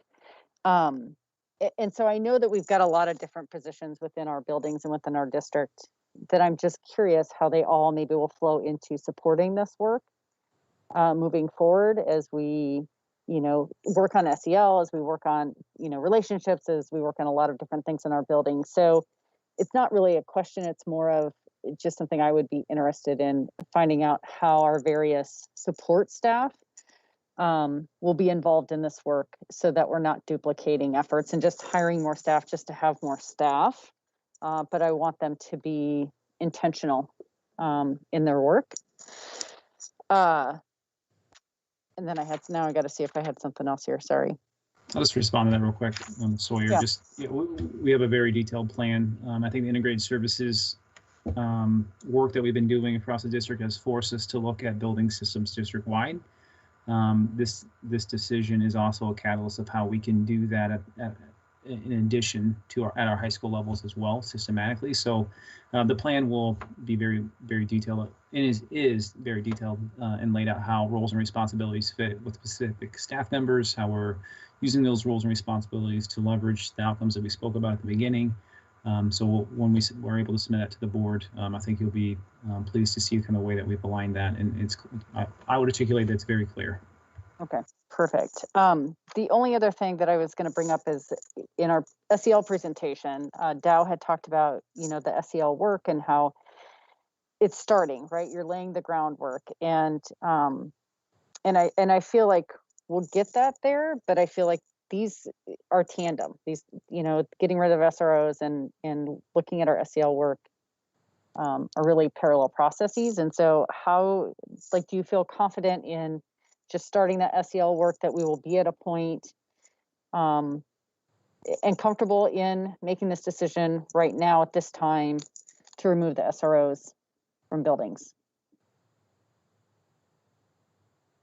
Yeah, I mean, I guess plainly put, I'm very comfortable. As Jake mentioned, that the integrated services work speaks to, this is all of our work and not pointing at a single individual and saying this is your work, right? And so when we think about SEL and anti-racist work, there's no one person that is the responsibility, that has that responsibility and bears that on their shoulders. This is the work that we do.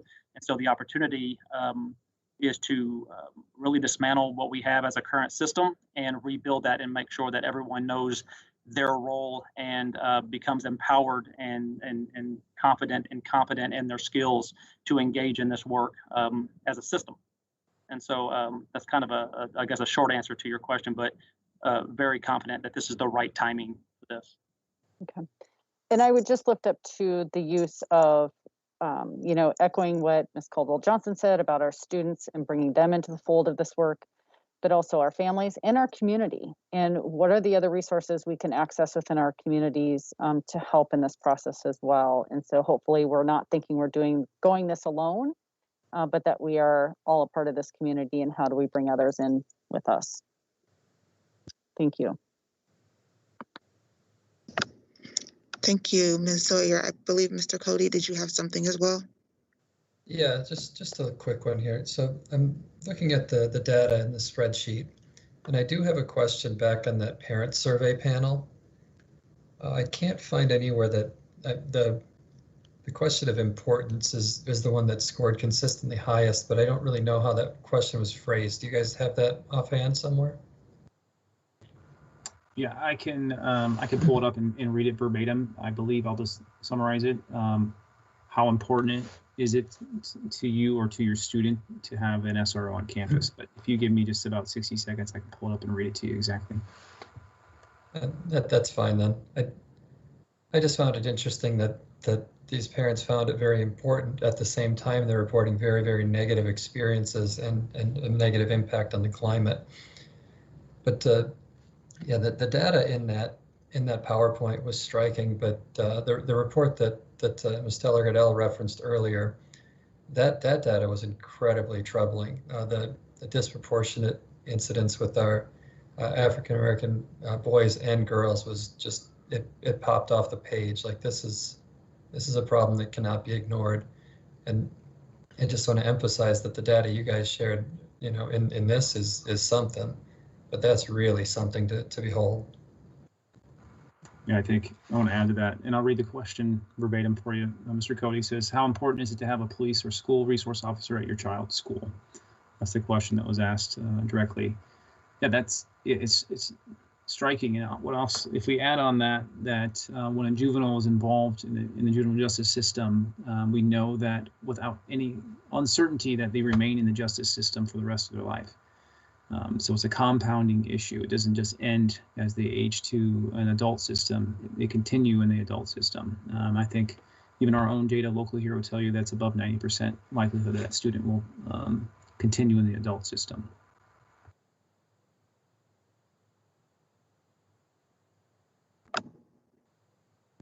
Madam Chair, Yes. just something really quick, anecdotal. So when this issue first came up, it sort of took me back to when I first ran for school board 15 years ago. And SROs at the time was the single largest growing component of law enforcement in the country. So the fact that we're having this conversation now leads me to think two things. Number one, that there is a huge paradigm shift happening when we think about law enforcement. And number two, I've probably been on this board too long to have a recollection of 15 years.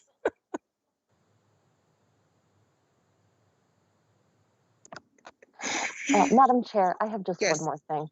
Mhm. And I think this goes back to a comment that Ms. Caldwell-Johnson said earlier that just removing SROs isn't enough for us to be anti-racist. And I think, and I'm just wondering, and maybe this is a question for both my board colleagues, but also for our staff, of how are we having conversations beyond just the Des Moines Police Department? How are we having conversations with our county sheriff, with our county prosecutors about the way that they treat juveniles within their systems? Personally, I have a very close friend who's a prosecutor in Minnesota, and the way that I know that they're doing some of their prosecution in Anoka County for the youth and the things that she asks judges for are much different than I know some of her counterparts across the country do. You know, she asks for things like deferment programs, some of the work that we do with Urban Dreams, that, you know, they ask for those things for their youth. And so I'm just kind of curious, you know, as a challenge or just kind of a thought of how do we ask for our county prosecutor to do those similar things on behalf of our students, of better practices that will help to prevent students from falling into that cycle that you said, Jake, of being in the criminal justice system for the rest of their lives? How do we talk to our county sheriff too? You know, there was a very unfortunate incident that happened with a suburban police department relating to some students who are part of, you know, the Des Moines community. And I think that this is a great start, but I feel drawn that this is not the end of my thought process about how do we better stop the school to prison pipeline in Polk County for our students here in Iowa. And so I just wanted to raise that up both as like a challenge to myself, but also to my board colleagues of, you know, not that this is work that we tackle immediately after this, but just as we're starting to make a plan for the next 2, 3, 5 years, what other actions might we tackle? Yeah, I would just like to respond to that we have ongoing relationships, positive relationships with our juvenile court partners and with the DMP police, and good, you know, good to DMPD that they really have responded with a strong diversion program. I know that we had Second Chance that's been around for a while, but 2 members of my team have been working directly with the police department on what does that diversion look like. We just recently concluded a meeting with juvenile court on, you know, looking at how we can leverage their support differently. We currently partner around 5 juvenile court school liaisons, well, actually 6, talking extensively about how does that work together in conjunction to leverage those staff members to better outcomes. So those are active conversations we're having right now. And in addition to that, I think the integrated services plan about how we do our community schools work, bringing community school coordinators and bringing the community to our schools is a major lever for what you're talking about as well. One of the things that we know we have to do is continue to partner with our community partners, and that's something that we're doing. So I think you'll see, again, when we are able to submit a plan to the board, I think you'll see that a robust plan that includes a lot of those pieces that we've been working on. Thank you. I want to thank you, Matt and Jake, for your presentation this evening, and thank you, board colleagues, for your questions and voicing your concerns and ideas about what we can do moving forward. The next item on our agenda is D3, Management Limitation 2.11. Superintendent Ahart, would you please introduce the matter?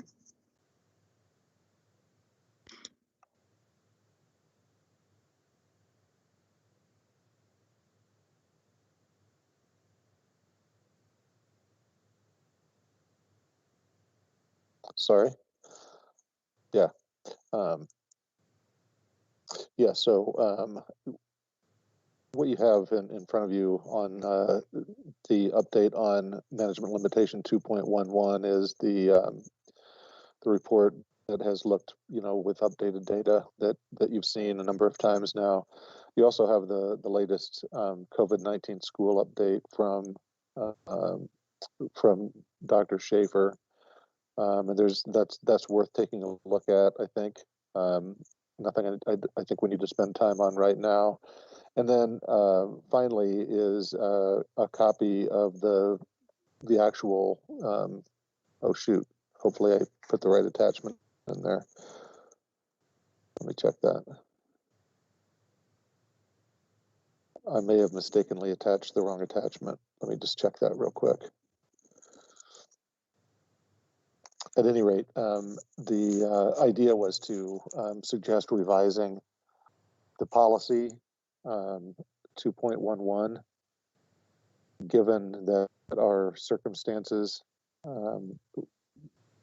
have changed relative to COVID-19 and state policy, and wondering if it's time to revisit that and make some modifications to it or step away from it. I apologize. It looks like I added the report twice and neglected to add the policy once, which is completely my fault. So I will send that to the board. That was nothing nothing requiring action tonight, but something that I wanted the board to consider that I think could help move us along a little more smoothly as we go through the remainder of this school year. Thank you, Dr. Ahart. Is there any discussion or does anyone have any questions? I have a quick question, Superintendent Ahart. I know that we do get the data of attendance rates, and it's usually like a time frame, and so this will tell us from the beginning of, or when we came back in January. Have you noticed any trend data since the beginning of the year as to if we're seeing a difference in our attendance rate, if it's going down, going up, or if you like plotted it? Do you mean since the beginning of, since back in September, or do you mean since? Right, since we've started school, like has there been a change in attendance? Like has attendance started to drop off as we've kind of waned in the year? Have you noticed, or? You know what, I would have to plot that out to give a complete answer to that. We've certainly seen, I think, some positive trends, but I don't think that's universal. So that's something I would want to parse out and probably divide by times that we were in hybrid and not in hybrid. It's a little difficult to get an accurate picture of what's actually transpiring if you look at it just as a timeline from September, I think it was September 8th through present. But I would be happy to break that down and share that. Yeah, so I don't have I don't think I have a good meaningful response to that question, but a good question nonetheless. Thank you. Madam Chair? Yes. Dr. Ahart, I know that I saw quite a bit of communication both on our social media, but also an email that came out. I think it was maybe last Friday, but my days are all blending together at this point. But what kind of response rate are we seeing to our enrollment survey, or the parents choosing whether they will do 100% in person or 100% virtual? Are we seeing a high response rate? Are we on target, or when does that close? It closes on Friday. Okay. So I don't really have any numbers. It's been live for about 48 hours, not quite 48 hours yet, and I haven't checked in on what that response. I know people are responding, but I don't have a hard number for you. Okay. And if parents miss that communication, if they don't enroll or they don't make a choice by Friday, is the default to stay virtual? Is it to come into person? How do we communicate with those families? Yeah, the default is as it explains in the survey, is to stay in your present selection. Okay. And so when families made the choice prior to the start of second semester, in person was described as whatever in-person mode we were in at the time. So at the time it was or whatever whatever it evolved into. So that if they chose hybrid, if it switched to 5 days, that's what they were also opting into. So we feel pretty confident that if folks don't actively select a change, that they're comfortable staying with where they are. But there will be reminder messages sent out to families to make sure that everybody has seen it and given it some thought, so that they make it a very intentional choice by the end of the week. Okay, great. Thank you, Dr. Ahart.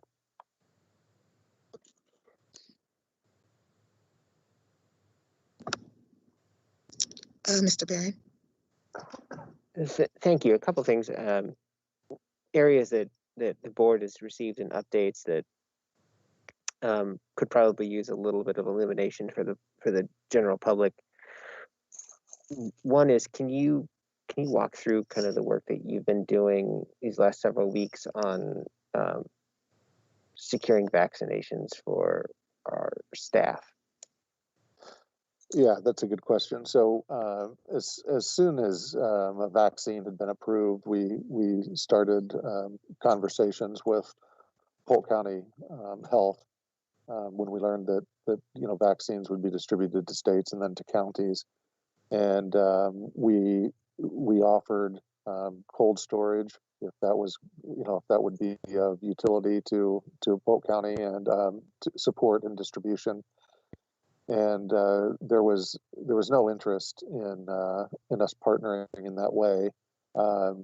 We've continued, we've had relationships with most of our health systems for a number of years, but that's intensified pretty dramatically over the last 11 months, and we've tried to continue to strengthen those relationships. And so we've had conversations with 3 health systems, but actually gotten some traction with both Unity Point and Mercy One in their interest in potentially hosting a clinic for DMPS employees.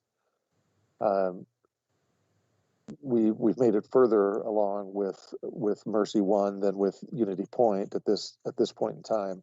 Last week, in a meeting of Polk County Public Health with area superintendents, Polk County superintendents, we were told to not pursue holding individual clinics at our schools, and to direct eligible staff, which in the tier that started yesterday includes K-12 employees, pre-K-12 employees.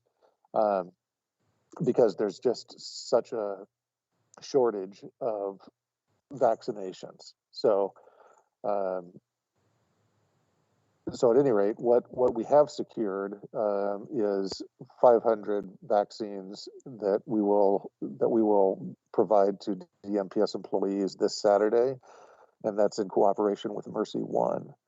And we're hopeful that they'll be able to secure more vaccines for DMPS moving forward. That's an open question right now, but things have been progressing quite smoothly with Mercy One. There's potential with Unity Point, although that's been a little tougher of a go, and you know, don't want to comment too much on why that may be. But I will say this, that all of the Urban Education Network superintendents have been, including us, have been reaching out to the governor's office and the state public health office to really stress the importance of prioritizing K-12 educators so that we can safely have all of our students back in school and not have that be interrupted because of uncertainties with the new variants that some of which are now in Iowa and certainly in our neighboring states. So I can tell you that we've been pressing as hard as we can press to get access for our staff, and 500 vaccine doses does not sound like a lot when you have 5,000 employees. I know that that's true, but it's a very good start, and certainly will give us a leg up compared to most other places. In speaking with our medical community, even in our hospital systems, about 70% of employees, even in that setting, are willing to take the vaccine. We have surveyed staff, and we're probably going to be in that neighborhood of that percentage willing to take the vaccine. We will continue to press as much as we can to get access to the vaccine, but there's a terrible shortage. And just for example, in Polk County, over the first 3 weeks after vaccines have been provided to the health systems, there's only about 1,600 doses per week available. And so even if all of those available vaccines were somehow captured by DMPS, that would maybe get us through the number of staff that were willing to take the vaccine. So I do understand that it's extremely frustrating. That there was a huge gap, frankly, in Polk County and across Iowa of folks who were eligible to get the vaccine who didn't in the first tier, who were unable to get it before the second tier started. So it's not only that the tier that we're in includes such a broad swath of the community. There was already a backlog from the first tier who remained eligible, obviously. So this is a nationwide challenge, and one that we're creatively trying to solve. The Urban Education, the Council of the Great City Schools has reached out directly to the Biden administration and talked with the person in charge of distribution and helped them understand how especially urban school districts can really help the administration accomplish its goals of reaching those underserved communities and providing access in a location that may be more familiar and more comfortable for those folks. So we're going to, continue to keep our foot on the gas, but it's unfortunately, I think, going to continue to be a bit of a struggle just because there just is not enough vaccine available at this time. Yeah, it seems to us. I hear the Hunger Games analogy out there, and that's kind of what it feels like. I signed my dad up for it on Saturday, and he's going to get it at the very end of February, and it's it's just kind of. I had my cousin out in Hawaii trying to do it at midnight for her family out here, and it's crazy. So I appreciate that you're making some headway here. It's just sad that it's just challenging. So, it is. Thanks. Yeah, thank you.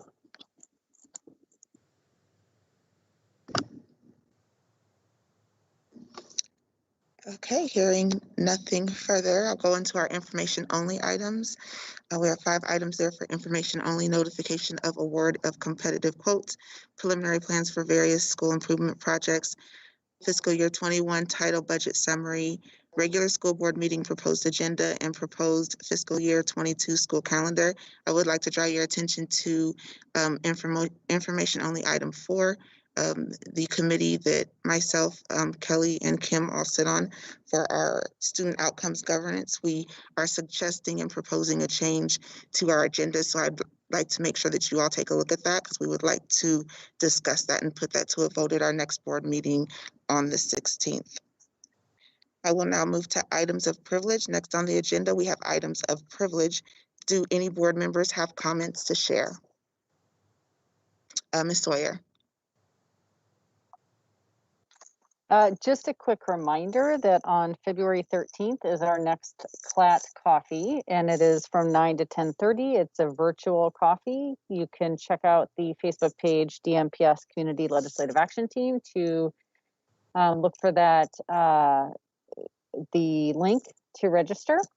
And the other thing is more just a, oh, and I will say on the 13th, we're going to be discussing ELL. Will be the topic that we will lift up and have a conversation about. So the other item I just want to lift up and rather to our leadership and to Tom and Shashank is, I know that budget is upon us, and knowing that we have to have a budget approved, I believe it's April 15th, but I don't want to lose sight of making sure that we get the public hearing scheduled so that our public is aware when we will be hosting those. And I know that it seems like it's far down the road, but I feel like it will creep up on us rather quickly, and especially when we only have one meeting in March. So I just lift that up so we can make sure that we don't lose track and we get those on the calendar. Thank you. Madam Chair. I just wanted to express my my thanks to Ms. Martirano and to Ms. Sawyer and to Ms. Bradley for putting together the proposed agenda for changing up our board meetings. I think this is a topic we started talking about 2 years ago, maybe, when we were working with a consultant from Texas. I cannot remember her name, but I know it's probably been the start of your tenure on the board, Ms. Bradley. So I appreciate that you put this to paper and that we'll actually be able to move forward. I know a lot of that work has gotten lost in the last year, and so thank you very much for tackling that and bringing that forward to us.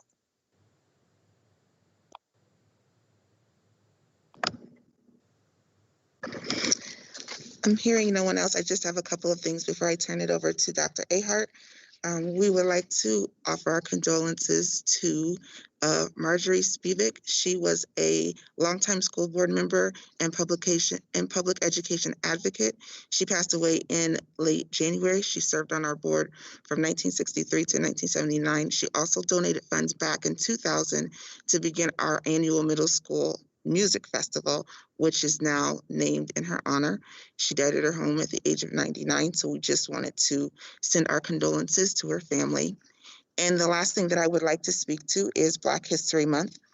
As we celebrate Black History Month with everything that has gone on in our world, we thought of celebrating our culture and the contributions of someone who looks like me. It seems almost inappropriate that we would try to capture the stories of so many in one short month. We make the pledge to make every day Black History Month, but I'm reminded every day when I turn on the TV or read a news article, this history is rarely celebrated until February comes. I'm excited to be a part of a district which states we are becoming the model for urban education and taking a pledge to be an anti-racist system. The words sound great, but we should also remember what we are truly communicating. The work that makes these words matter will be just that, work. We will all have the conversations which may make us uncomfortable or frustrated, or you wanting to give up. People will try to convince you this isn't the right work. You may lose family and friends who are the closest to you, but I ask that you not give into the fear of people with the power to try and to suppress people who look like me. The majority of this district comes from various cultures of Blackness. When you are about to give up, remember all the babies we serve, the ones who can't always speak up for themselves. They are depending on you. The time to change is now. The representation of teachers and staff who look like me must be embraced. The ideas and thoughts of those who look like me must be valued and appreciated. The culture and history of those who look like me must be taught. And when those who don't look like me are challenged by someone who does look like me, listen. They have lived lives you will never understand or could imagine. Listen, take action, and let's keep our word to make DMPS a better place for all. Let's not just celebrate Black History Month in the month of February. Let's celebrate and teach and learn it each and every day. I leave you with this question. Are you ready? Are you committed, even when it challenges your thinking? Are you willing to be the change in this district to create a space for those who look like me so we are all valued, appreciated, and represented? Nelson Mandela said education is the most powerful weapon which you can use to change the world. Des Moines Public Schools, it's our time to change the world. Thank you. Turning out. Thank you, Madam Chair. Thank you. Turn Thank it you. over to you, Dr. Hayard. Very well said, Chair Bradley. I want to actually use what Ms. Bradley said to help motivate people to engage with our legislature. They could definitely use some lessons in Black history. There's a very aggressive anti-public school agenda at the State House right now, and I'm learning from John Cacciatore here tonight that it looks like the voluntary diversity plan was passed in the House, if I read the text correctly. That's something that the legislature's been after for a number of years, and there's now a whole host of other what's being referred to as school choice options, which is really diverting public dollars, already too precious public dollars going to public education, and diverting those into private providers and homeschooling. And those efforts are going to further disenfranchise our students of color. There's no two ways about it. So it really is important that when we're faced with the resistance that we certainly are facing regularly of putting our stake in the sand and attempting to become truly anti-racist, truly equitable, truly the model for urban education. That won't come without resistance. It won't come without very hard choices. It won't come without resistance, and it won't come without challenges for each of us personally, especially those of us in leadership. And so we do need to ask ourselves, are we ready? And decide that very affirmatively, yes, or get out of the way. I want to just one more time recognize the efforts of our staff. As you can tell from some of our discussions tonight, we've been extremely busy over the last year, and that's besides navigating all of the really intense work around making all of these shifts to stay in compliance with the state and provide safe educational opportunities for our students. One more note that I will add for I notified the board of this late this afternoon, but to mention publicly that our plan for making up the instructional time that the state says that we are in arrears with due to operating in fully remote instruction without authorization. That plan has been approved by the state. Finally got that notification late this afternoon. There is one detail that we need to follow up on by the end of the week, which we will do. But that was very encouraging news, and it's setting us up for a strong finish to the school year and some very exciting opportunities for the summer to launch us into FY22. So that's all I have for tonight, Ms. Bradley. All right, thank you, Dr. Ahart. Thank you all for hanging with us for this meeting. The meeting is adjourned, and we will start our work session momentarily.